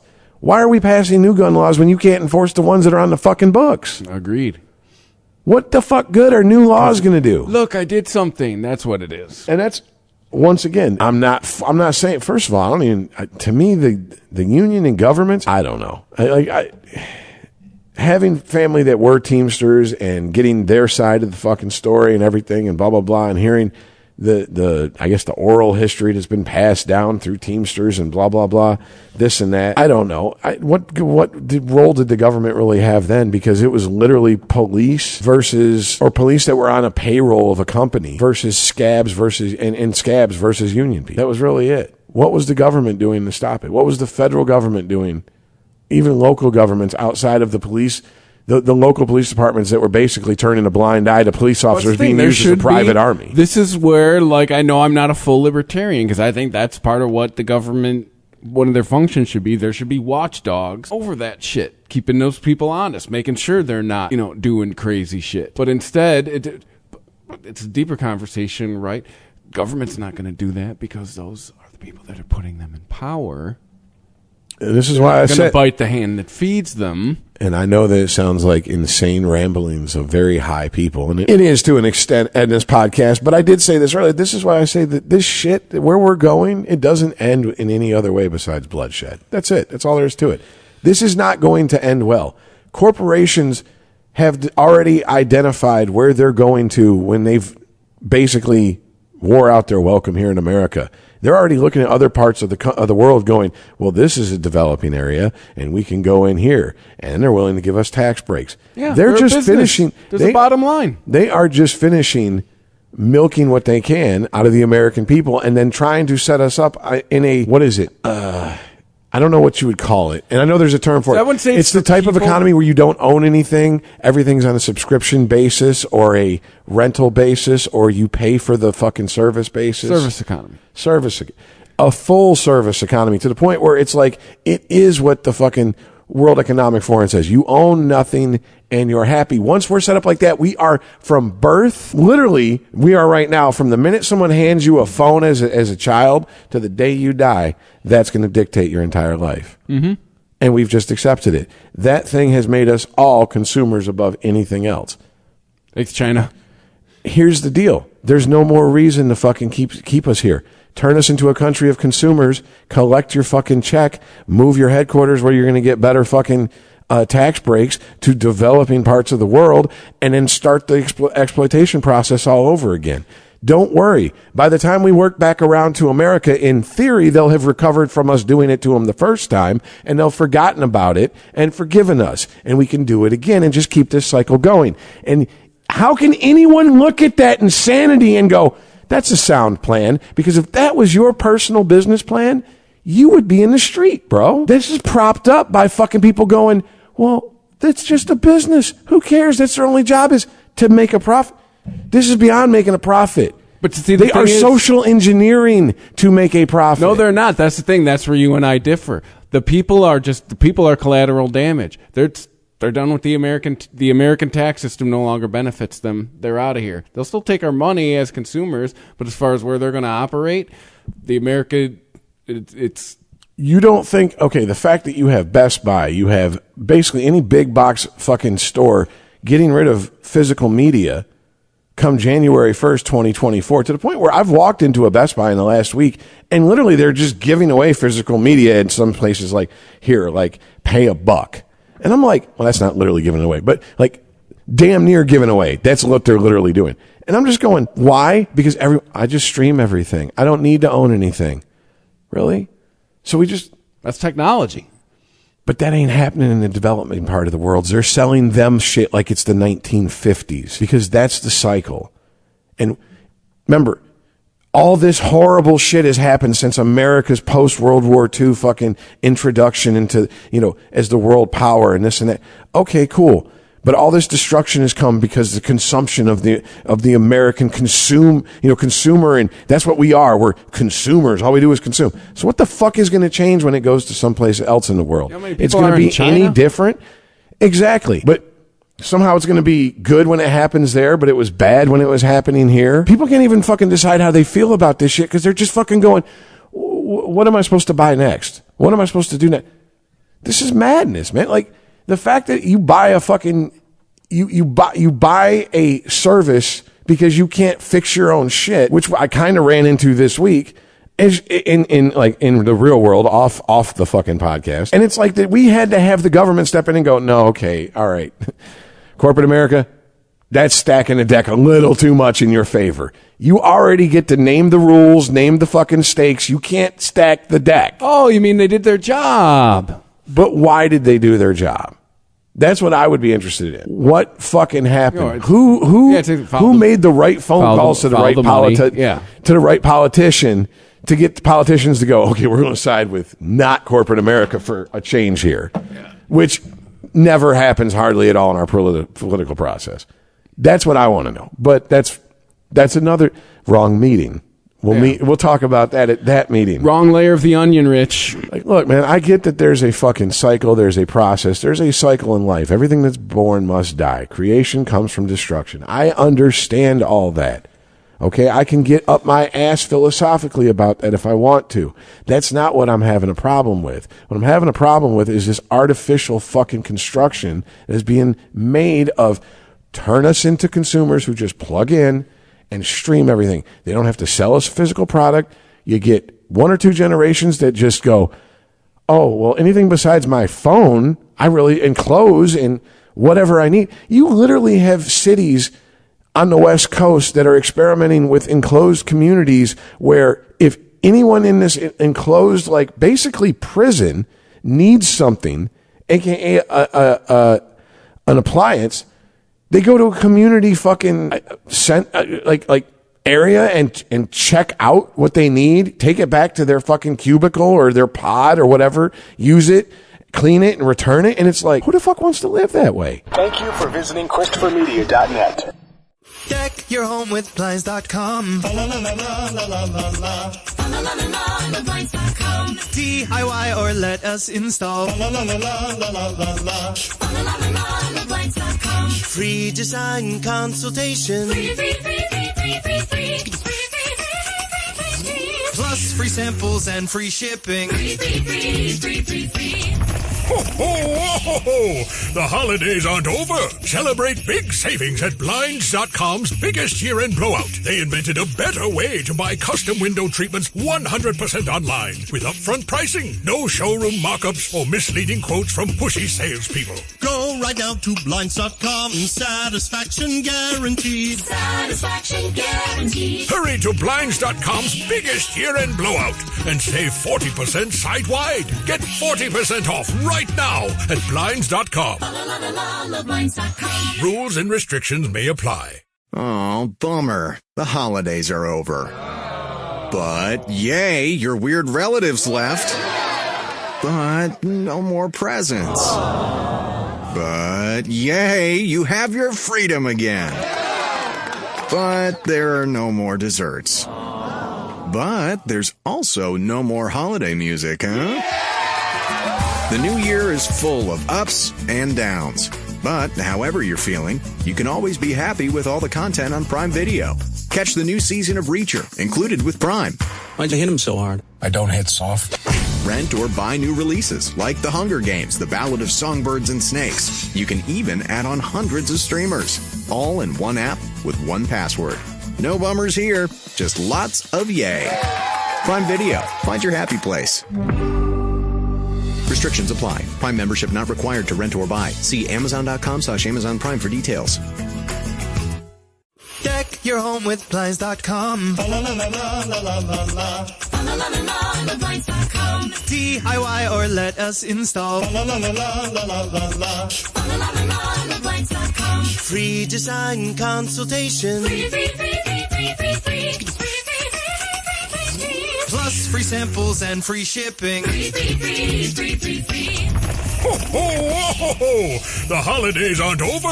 Celebrate big savings at Blinds.com's biggest year-end blowout. They invented a better way to buy custom window treatments 100% online with upfront pricing, no showroom markups, or misleading quotes from pushy salespeople. Go right now to Blinds.com. Satisfaction guaranteed. Satisfaction guaranteed. Hurry to Blinds.com's biggest year-end blowout and save 40% site-wide. Get 40% off right now at Blinds.com. Rules and restrictions may apply. Oh, bummer. The holidays are over. But yay, your weird relatives left. But no more presents. But yay, you have your freedom again. But there are no more desserts. But there's also no more holiday music, huh? The new year is full of ups and downs. But however you're feeling, you can always be happy with all the content on Prime Video. Catch the new season of Reacher, included with Prime. Why'd you hit him so hard? I don't hit soft. Rent or buy new releases like The Hunger Games, The Ballad of Songbirds and Snakes. You can even add on hundreds of streamers, all in one app with one password. No bummers here, just lots of yay. Prime Video, find your happy place. Restrictions apply. Prime membership not required to rent or buy. See Amazon.com/Amazon Prime for details. Deck your home with Blinds.com. DIY or let us install. Free design consultation. Plus free samples and free shipping. ho! The holidays aren't over. Celebrate big savings at Blinds.com's biggest year-end blowout. They invented a better way to buy custom window treatments 100% online with upfront pricing, no showroom markups, or misleading quotes from pushy salespeople. Go right now to Blinds.com. Satisfaction guaranteed. Satisfaction guaranteed. Hurry to Blinds.com's biggest year-end blowout and save 40% site-wide. Get 40% off right now at Blinds.com. Rules and restrictions may apply. Oh, bummer. The holidays are over. But yay, your weird relatives left. But no more presents. But yay, you have your freedom again. But there are no more desserts. But there's also no more holiday music, huh? The new year is full of ups and downs. But however you're feeling, you can always be happy with all the content on Prime Video. Catch the new season of Reacher, included with Prime. Why'd you hit him so hard? I don't hit soft. Rent or buy new releases like The Hunger Games, The Ballad of Songbirds and Snakes. You can even add on hundreds of streamers, all in one app with one password. No bummers here, just lots of yay. Prime Video, find your happy place. Restrictions apply. Prime membership not required to rent or buy. See Amazon.com/Amazon Prime for details. Thank you for visiting ChristopherMedia.net.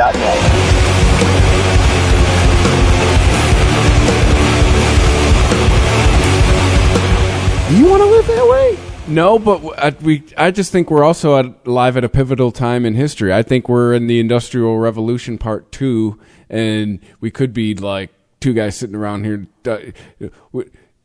Rewind 100 years ago, we could be talking about the dangers of industrializing society. Like and a lot of them came true. A lot of them were spot on. And I don't think we're out of. I think this is part of the Industrial Revolution. I think the fact that they try to say that the .com bubble or whatever the tech revolution is different than the Industrial Revolution. No, I think you can. It's the next phase. That's what I'm saying. They're trying.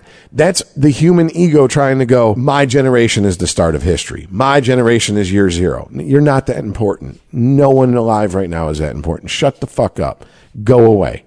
You're not fucking Jonas Salk. You're not curing polio. You're not important. Most people on this planet could be easily replaced and no one would this planet would be perfectly fine. So stop that shit. But that's what that mentality is, and that's the problem. Whatever. This is way too many fucking layers of the onion to get in. It's just, I don't understand how people don't have a problem with it. I just don't. And I mean, like, I guess when you go to buy your, or go to defend the two generations below us when it's all you know, why do you have a problem with it? Like, you realize we were 20 years we were born at a time when people were still talking about TV's going to rot your brain when we were little kids. I mean, I think there's more of. We're like, what's wrong with TV?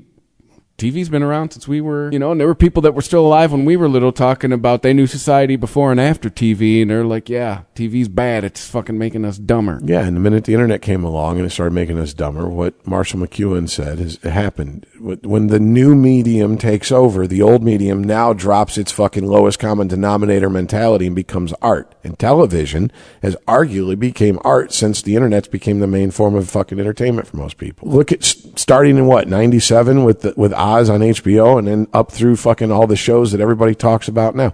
How many movies people go to that blow their mind, but it's television shows they'll talk about anymore? That's what blows people's minds.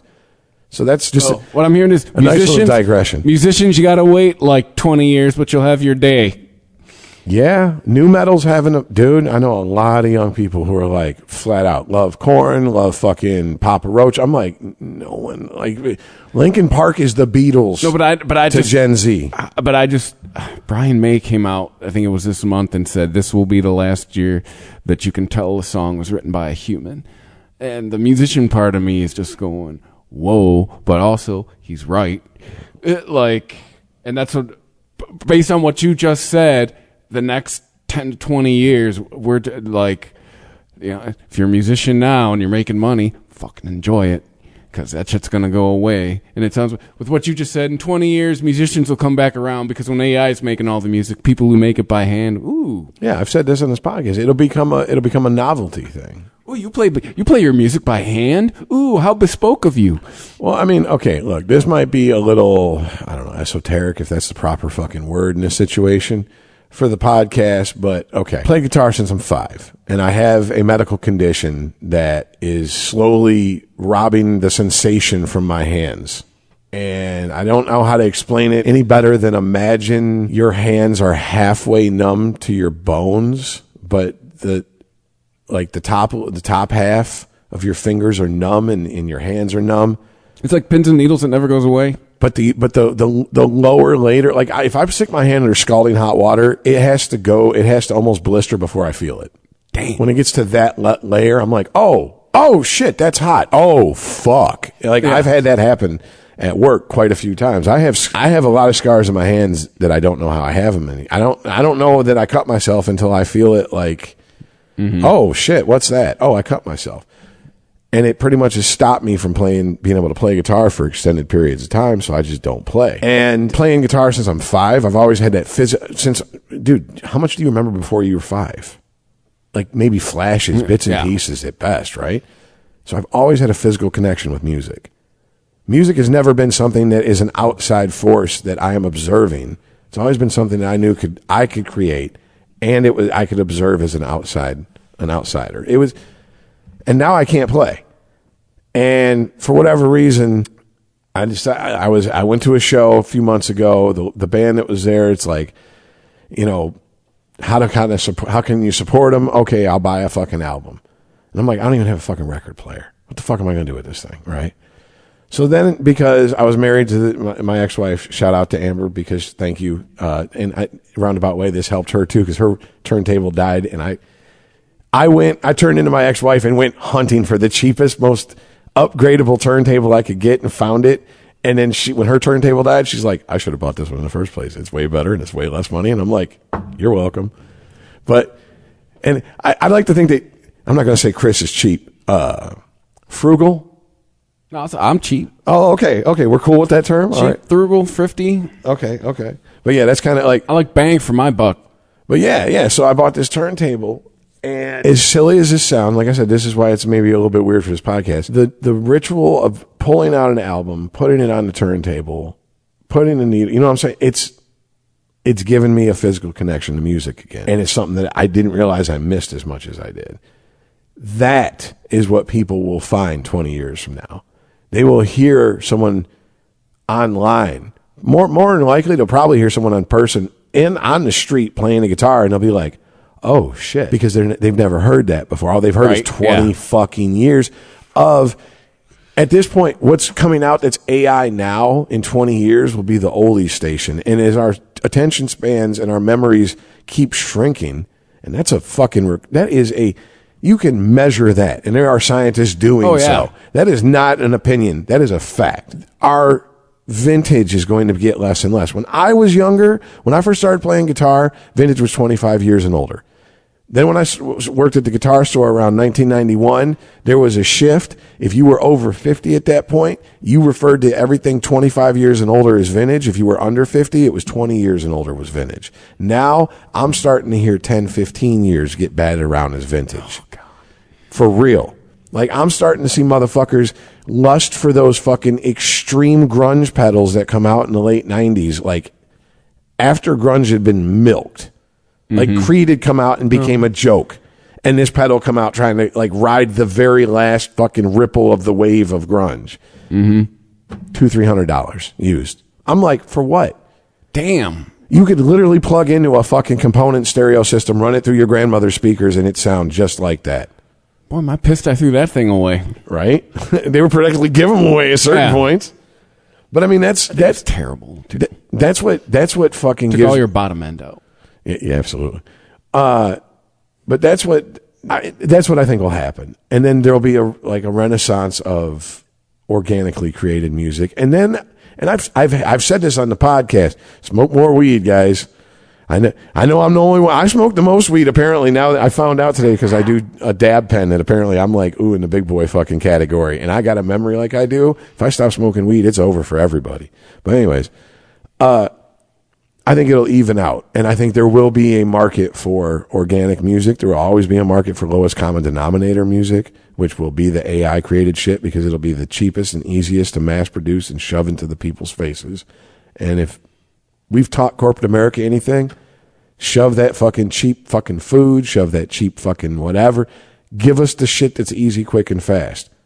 And there's a big market for it. What I learned from radio, it's what poor people like. It's why McDonald's is in business. Yeah. It is fucking amazing that... I think country, at least at the time, country and rap were the two biggest formats. It is really funny how moving from economically on par with where we're at now in Metro Detroit, but it was just on the west side. And you can see the corporate fingerprints on the west side development of the Detroit suburbs a lot more than you can on the east side. And what I mean by that is when you're poor on the west side, unless you're poor in certain neighborhoods like Dearborn or maybe like Angster at some point, neighborhoods that still had like the local places, you're eating at fast food places. You're eating whatever the dollar menu at the fast, because that's the easiest and quickest to get into. You have to search for fucking a place where you could spend the same that you can spend at a fast food place and get decent food. East side, it seems like you guys got awesome restaurants all over the fucking place that aren't fast food places. I'm not joking either. Yeah. I'm being dead. There's just times I'm driving, I'm like, that place looks interesting. Pull in. Oh, my Grubhub history, it's all like diners. It's nothing. It's no chain. Which, just because I know how it works, and buying fast food from third-party delivery is insane. Don't do it. Yes. But yeah, no, it's like, yeah, place by my mom's house, place up the road, like place up 23 mile. Yeah, it's all fucking diner. And dude, I think the proof is in the pudding. I mean, yeah, I quit drinking, and it's been over 2 years. And as much as I drank, and what my drink of choice was, which was beer, I mean, I was consuming a lot, from a caloric intake point of view, but I eat much better. I mean, when I first moved out here, I was like, oh, I got to go to McDonald's. And I was like, wait a minute, no, I don't. For what I'm spending to eat here, I can eat at this fucking Lebanese place, or I can eat at this fucking breakfast diner. Why the fuck would I spend this to eat at McDonald's? There's a place. Sorry, we're going hyper local here for a minute. There is a place, which I think it's a national chain. And if you can hear my voice in your Detroit area, find this place. It's called Pita Way. It's about to open it's like at Holland Heidenreich. Pita Way? Yes. Okay. It is like it's you pick what kind you want, white or dark meat, and then what do you want on it? Like I got one the other day. It had the chicken, I had hummus, I had tabbouleh. That's all I want. But you can get the garlic sauce. You can get it is like Mediterranean Chipotle, and it was like I finished it. And I was like, I want another one. Like that shit was like, and I'm a card carrying brown person. And I'm telling you. Okay. I counter yours with Layla's Lebanese Kitchen right up the road. No? Just because of the menu. Have you been to Layla's? Yeah. There ain't no Lebanese. It's not a full Lebanese menu. Seriously? Can't get Kibby there. Get the fuck out of here. With his parents back there who don't speak hardly any English, there's no fucking... I'm going to open up the menu right now. At least the one that is accessible to Grubhub. It's called what? Kibby Knee? Kibby Nye, or just Kibby Nye, or just Kibby in general. Let me get the bake shit. Because we went to a place today, Ike's Express. They got a little one at 23, and yeah, you can only get the bake stuff in there, but that's fine. Which it's called Leela's Lebanese Kitchen. I've never ordered through Grubhub or whatever through there. So look at the store menu if they got one, like a website. Okay, they got kibbe balls, but still, tzatziki right there, that's Greek. No, I know that much, yeah. But that's, to me, that's not a slight against the rest of their fucking Lebanese menu. That's just carrying what your customers want. I know plenty of places in New York that, like, they had signs up that they would be offended if you asked for ranch with their fucking wings, because all they wanted to serve was blue cheese, but they would give you ranch if you asked for it. But they don't, you know what I'm saying? And the other mark of a Lebanese restaurant, do they serve green beans and lamb? It's called lubia for the brown people out there. Green beans and lamb? Yeah, but they'll just call it green beans and lamb for whitey. What's the green beans, lambs, red sauce, and it's over rice, and it's fucking delicious. Red sauce. Now, what is okay? Like what? Tomato-based red sauce, like the typical red sauce you'll get at an Arabic restaurant. I know, but like, is it spicy? Is it garlic? Is it sweet? The red sauce that comes on like fucking the rice when you get a shish kebab, that type of. Okay, gotcha. Yeah. Gotcha. Okay. Which, by the way, that's the other thing. Shawarma is Greek. Whitey, you forced it in to all of the Lebanese restaurants. Motherfucker, I just found this shit when I moved out here, so don't fucking. I was telling my buddy lump today. me in with these white devils. I was raised around Arabic people. I did not know what shawarma was till I was a teenager. On top of that, I'm Irish, and with all the shit going on in Ireland right now, I'm finding out that apparently now I'm white because I'm of Irish descent. Now that I'm considered white, but I can tell you this: 5 years ago, there was plenty of people in that were British that would have said, no, Irish aren't white. And it's like, how much more fucking white do we have to be? You're not white enough. Yeah, actually, no, correction. Shawarma is Turkish. Okay, look here. Here's the deal. Y'all motherfuckers all look the same, all have the same accents. Yeah. Here it comes. I'm going to say the same thing. The same to you? Yeah. Oh, I'll bring this up at the meeting. Yeah. If you see a bunch of redheaded motherfuckers pale with freckles, you're going to be like, oh, look at those fucking Middle Eastern people. No, you're going to be like, look at these fucking mix. They probably smell like a fucking brewery walking My past friend us. today asked me, he wasn't fucking around. He's like, can you go into an Arabic restaurant and be like, is there like some kind of code you can be like, give me the good shit? I thought he's the clean food? Yeah. I thought he's fucking with me. He's like, no, I'm serious. I'm like, no, like we don't have a fucking handshake. Like, I'm like, do white people? No. So what? And by the way, the white people that do have a handshake. I've known this person a long time. Here's the thing I would say: the white people that do have the handshake, they let you know that they're in that club, that secret club. They let you know very quickly. Yeah. They're in that club. Like, I've met a few card-carrying members of the Klan in my fucking travels, and they are very quick to tell you about a club that they're not supposed to tell anyone they're in. It's funny. It's like meeting so-called mafia members. Boy, they're really quick to tell you they're in the mafia. I'm like, you know what omerta means, right? That means silence. That's motherfucker. That's why there's no such thing as a gangster rapper.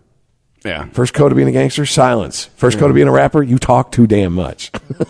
Exactly. Speaking of talking too much, what were we talking about? Anyway, Arabic food. Okay, fine. You want a dog on that? All right, cool. I don't know what to fucking tell you. See, here's the thing. You just want me to go to the places that you say are good and be like, this is great. And that's fine. Because I've tried out places.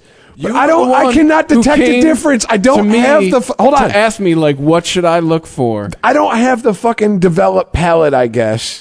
Okay, fine. Here's the overall. To know the difference between good and bad, because I'm tasting it, I'm like, it's all good, so what am I supposed to fucking think? It's the same, you know what, just use the same rule with Mexican restaurants. If you see a white person in the kitchen, get the fuck out of there. That's the rule I've been using. Every place I go, English is a second language unless it's their grandchildren. If this white person's like, check out my hummus, leave. Dude, I think I've walked into one place and it was like, I expected it to be like super white and there was a white hostess. But then when they come back from the everyone who was fucking speaking whatever the fuck they speak, and I was like, oh, that's somebody's niece. Somebody left Someone the married tribe a white to go, girl. to go get themselves a fucking male monkey and fucking procreated. So yeah, that's how that happened. But no, I know the rule, dude. It's just like when you live in the hood. You know where you go for Chinese food in the hood? Where all the black people go. And by the way, people are like, well, you're talking about the hood. It's only black people. Motherfucker, you ain't been poor in my parts of the fucking country because there's a lot of white people in the hood too. Don't go to the Chinese restaurants. It's all white people. When I went to go food to trucks, where all the black people are. When I went to food trucks out west, if my Spanish ability was tested, if it turned into role reversal and I had to point, go there. Yes. Uno carne. Yeah. Por favor. Yeah. The Cuban. Yeah. That worked around Miami, the Cuban sandwich. That worked perfectly every time. Queso. Damn it, I don't know extra. Guess I'm getting regular cheese. Grande. Yeah. Grande queso. It's more. Right? Well, I mean. I thought grande was size. Big. Well, large. Well, it could mean large. Large cheese, please. Well, I mean, they would get the point. More cheese. Yeah. Mucho grande. Oh, mucho queso. Mucho queso. Yeah. But then they're going to be like, how much? And you got to be able to, so you'd have to say grande, right? Because it'd be mucho small, queso. Medium, and large. You got to know altos, so that's stop. Okay. It's funny because literally. By the way, take no Spanish. This is all just No. Picked up from traveling to New York and out west and living in Florida, and half of fucking people, once you get south of like Orlando, half the people speak Spanglish.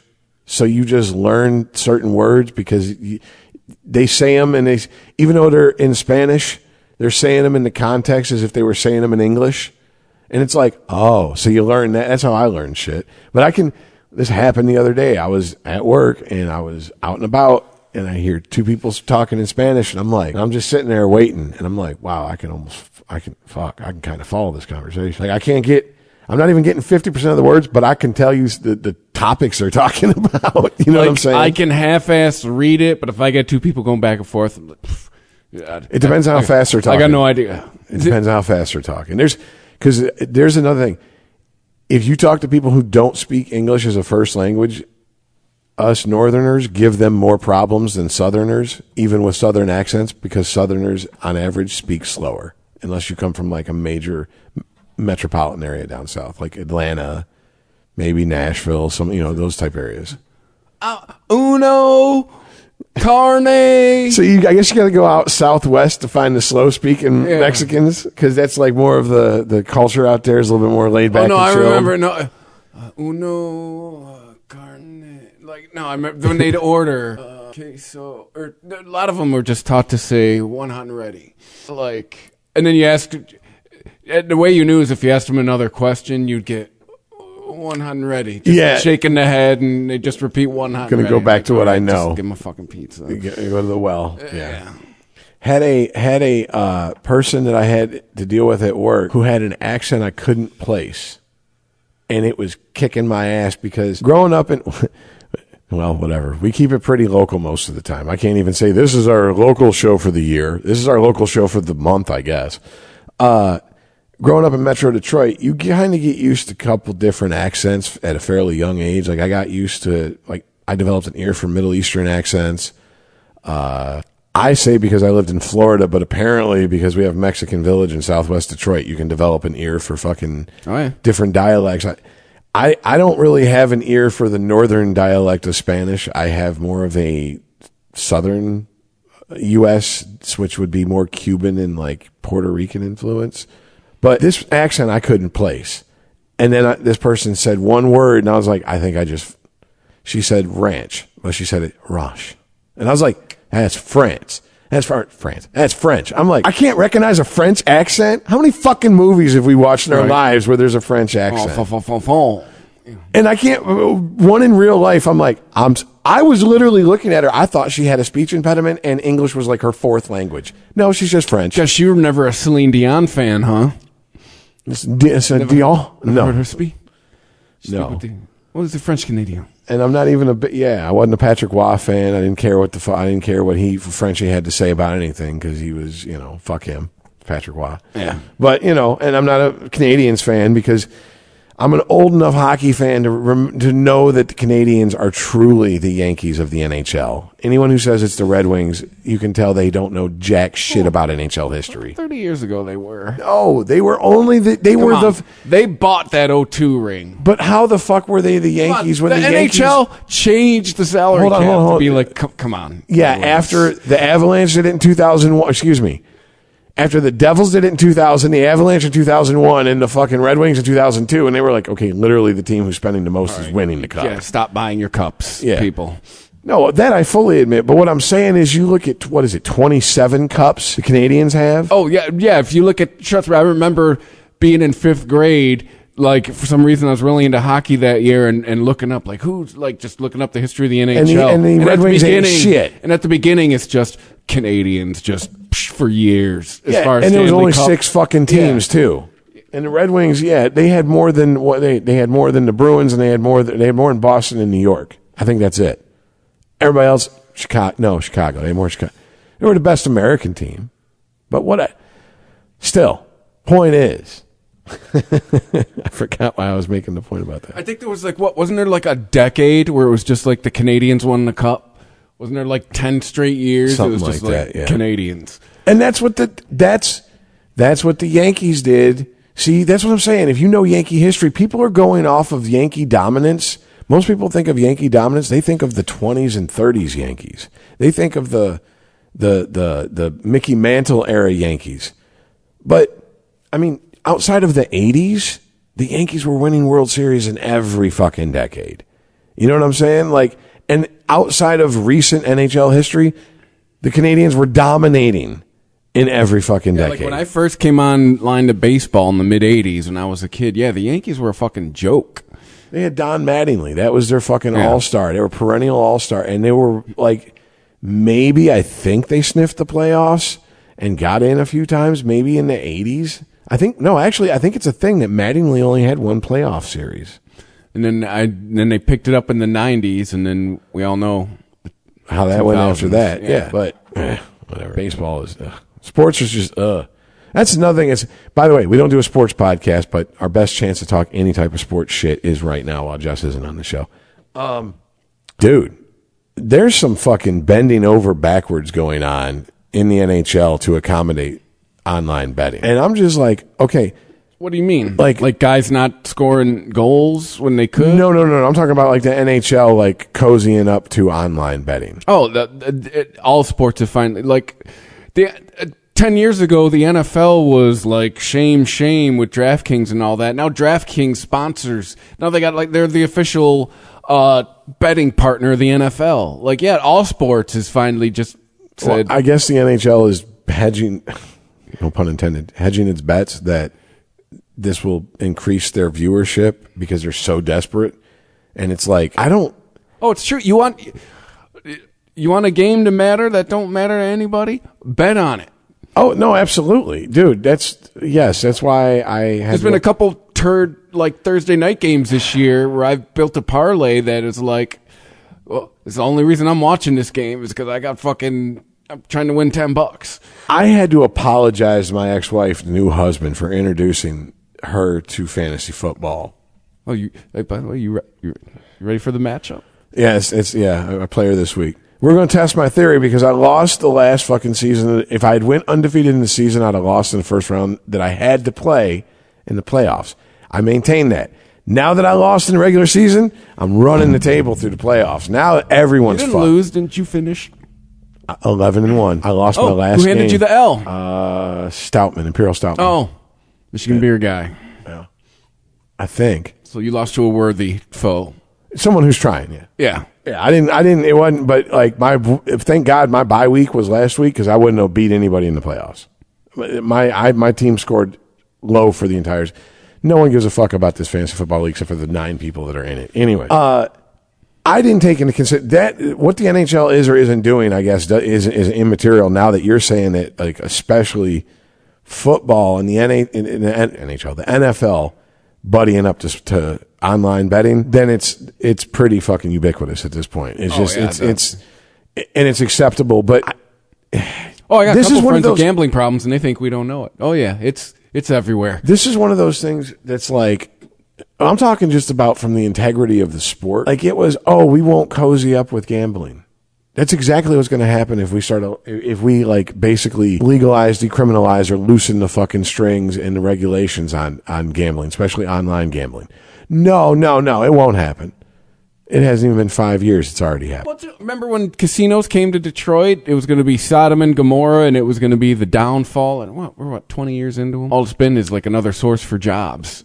I guess my point is that, but I know a handful of people personally, their family's been pretty fucking devastated. Those families have been devastated by family members going to those casinos and just fucking parking their ass and staying there for fucking 12 hours and walking out like, well, I don't own my home anymore. And I'm like, how the fuck does that happen? The argument in our area could be, well, they would have just went and did it at Windsor. Which is the argument. It was the most cynical, like, well, let's at least give the tax base to Detroit instead of Windsor.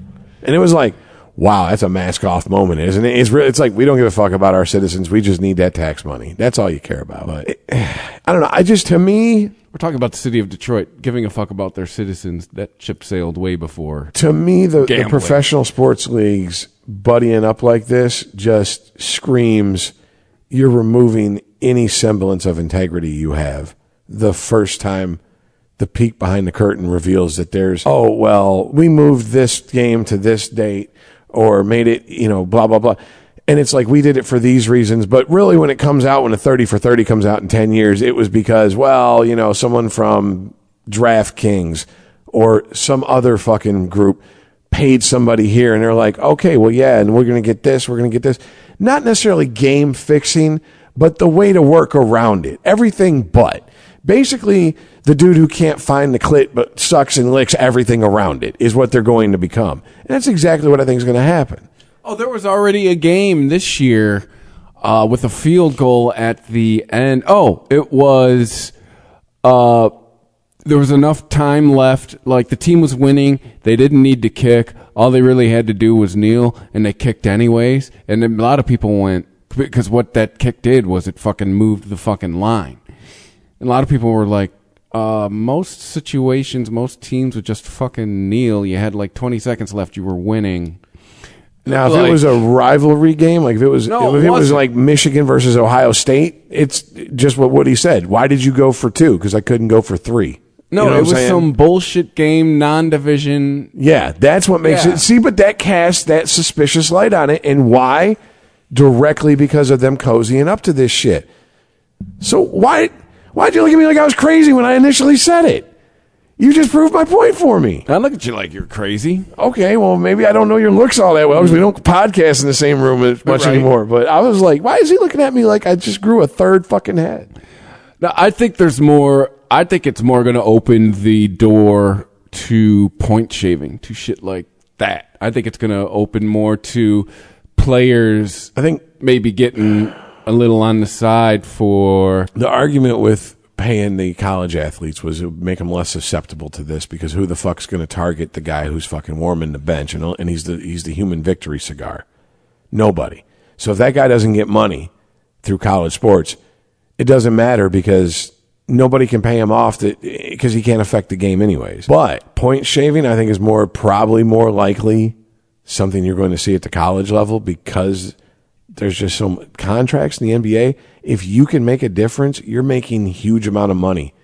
I don't know that you would have to fucking take money from an organized crime group. No, I'm talking like DraftKings coming to the player like, hey, make sure. Oh, DraftKings basically acting like the mafia. Like, hey, make sure you don't beat the spread tonight or some shit like that. Gotcha. Well, if they got we'll that make type it of worth money, it. We'll make it. Yeah, you can't compete with like gambling money. That shit. Dude. That's why you think. Fucking Cuban just sold off his stake in the Mavericks. He's leaving Shark Tank and all this. He's selling off all his shit because the rumor is there's a casino coming to Dallas and he's one of the fucking he's going to next level rich. Like, dude, that's like why do you think politicians try to get into that? That's better than taxpayer money. That's money that never fucking ends. That's money that can like.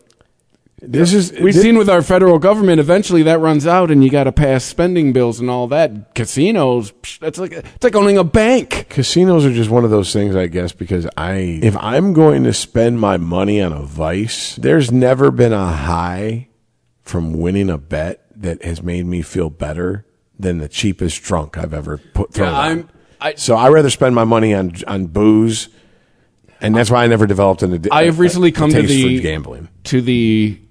Realization I am too analytical to go to a casino.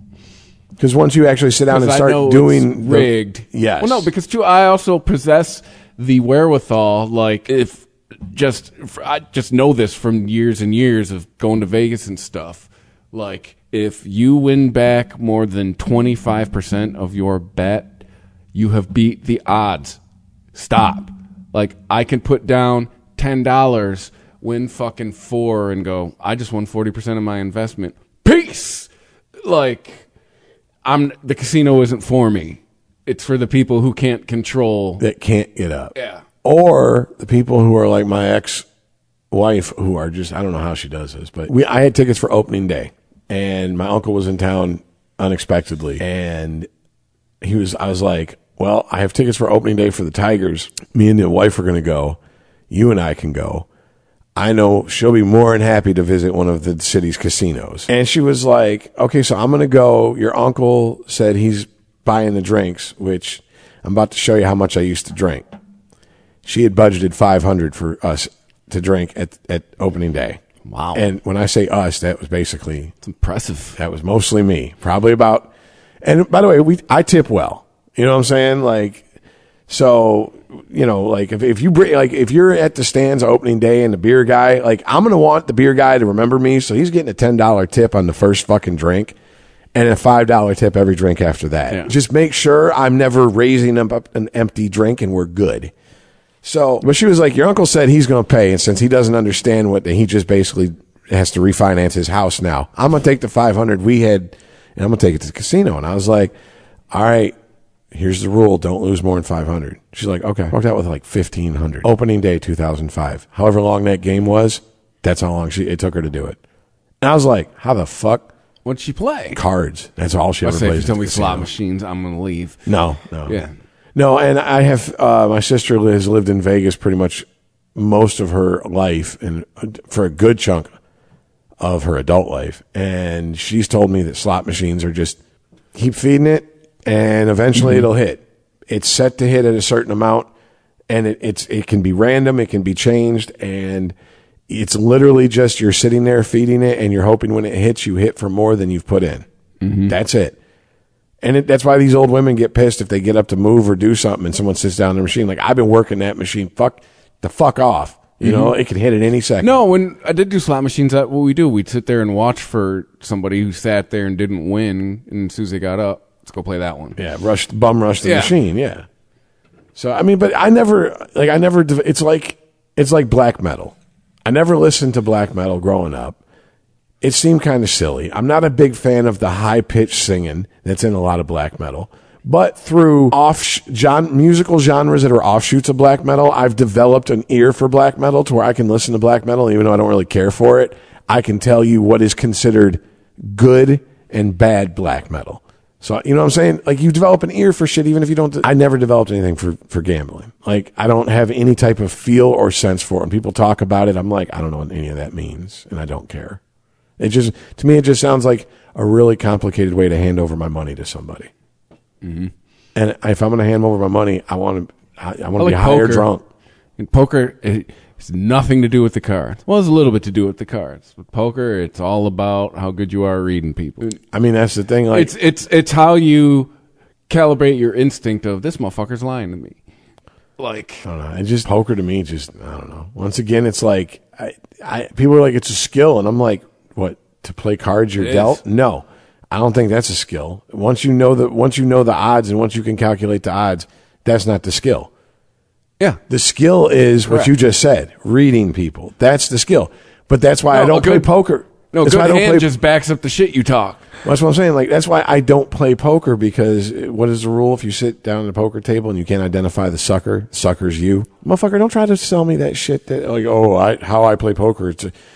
It's a skill knowing what to do with the cards. No, it's just knowing the fucking odds. Your skill is lying and being able to read people and pick up on bullshit. Yeah. That's your fucking skill. And since you're lying to me about what your skill is, you're trying to set me up to get me to play so you can fucking take me to the cleaners, because I'd be the sucker at the table. It's knowing when to come hard and not when to come hard, and knowing when another person's talking that shit. And I'm not good at that, because I'm not going to talk shit if I can't back it up. Well, the best is when you're staring at two aces, no cards have flipped over yet, and you got somebody like, oh, all right, motherfucker, I have the statistical best hand. Okay, cool.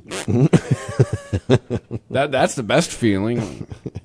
That's when you know they're talking shit. Like, I have the best two cards you can get right now. Go ahead. Fair enough. Yeah.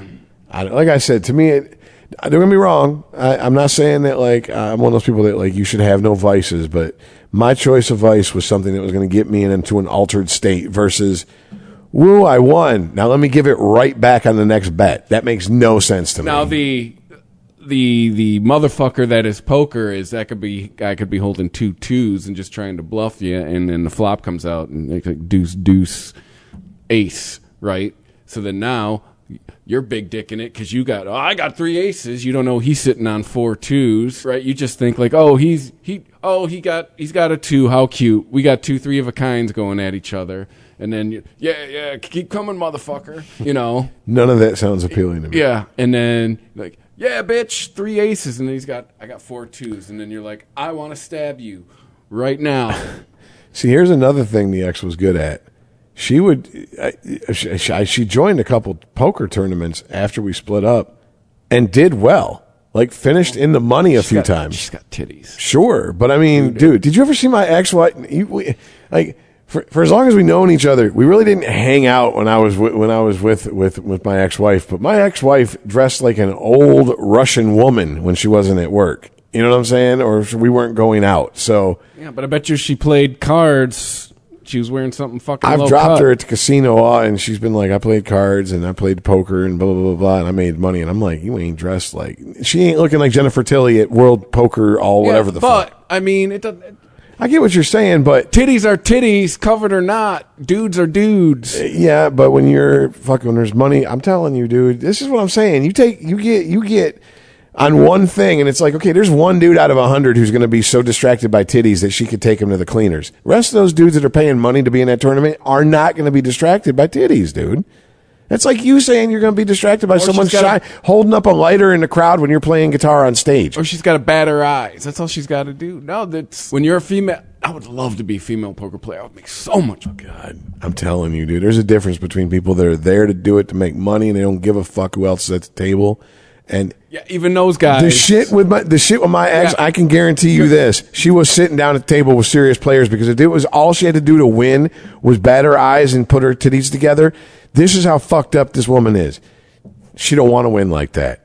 She wants to beat them. And she wants to beat the best. And she wants to, if the best is 5 gay guys who are not interested in what's between her legs or in her bra, the better. She wants to beat that. Send the Queer Eye guys in. I'm beating all of them. I guess the whole point, what I made, you can't outrun biology. I got what you're saying, but like this is motherfucker. There's a vein in your dick still.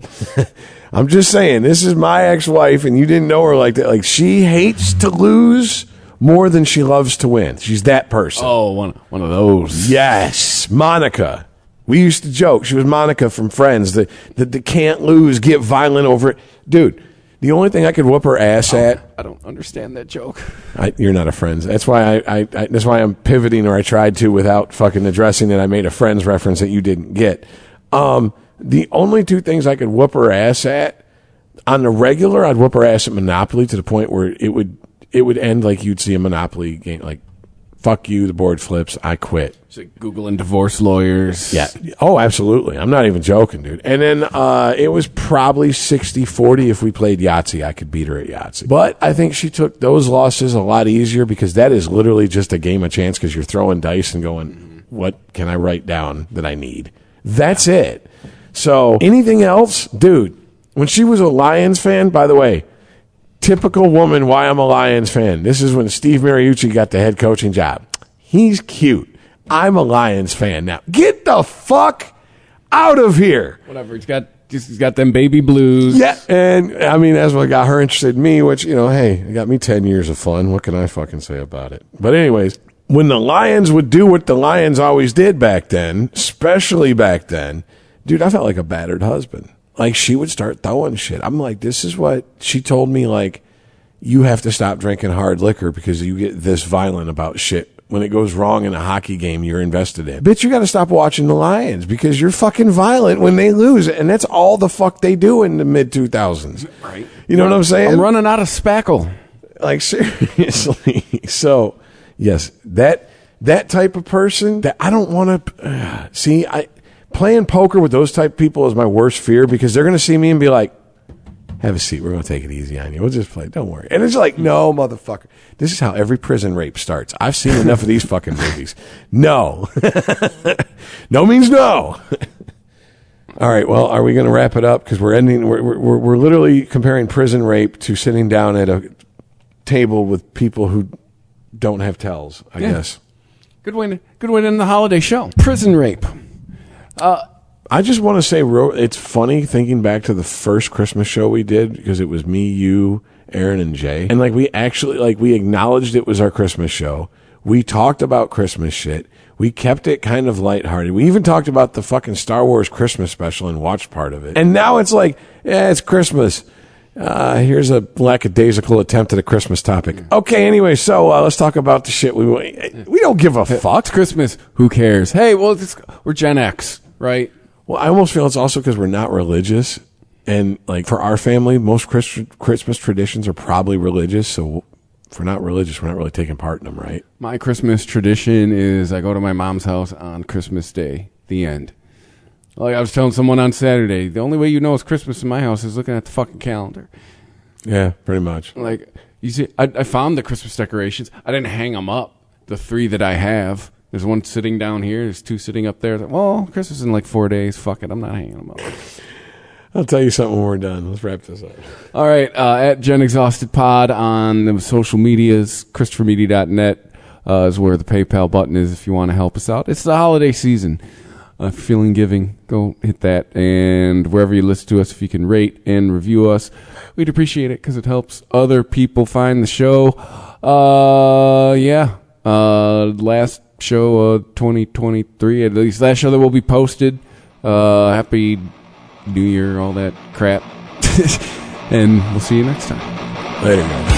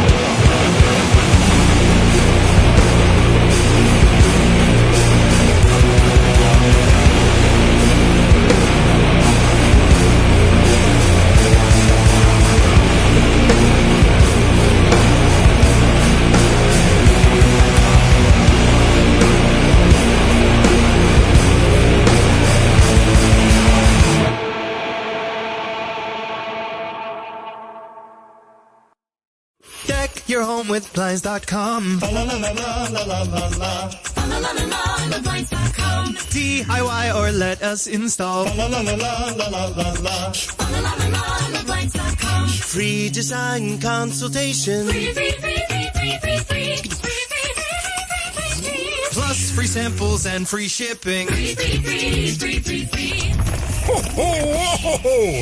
The holidays aren't over. Celebrate big savings at Blinds.com's biggest year-end blowout. They invented a better way to buy custom window treatments 100% online with upfront pricing, no showroom markups, or misleading quotes from pushy salespeople. Go right now to Blinds.com. Satisfaction guaranteed. Satisfaction guaranteed. Hurry to Blinds.com's biggest year-end blowout and save 40% site-wide. Get 40% off right now at Blinds.com. Rules and restrictions may apply. Oh, bummer. The holidays are over. But yay, your weird relatives left. But no more presents. But yay, you have your freedom again. But there are no more desserts. But there's also no more holiday music, huh? The new year is full of ups and downs. But however you're feeling, you can always be happy with all the content on Prime Video.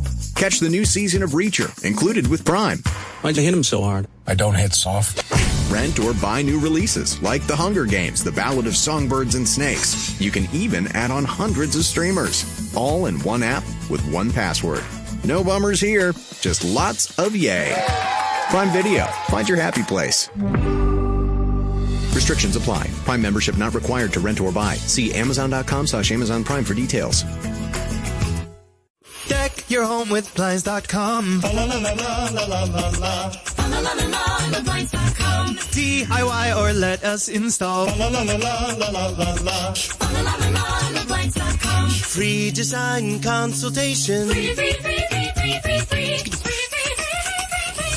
Plus free samples and free shipping.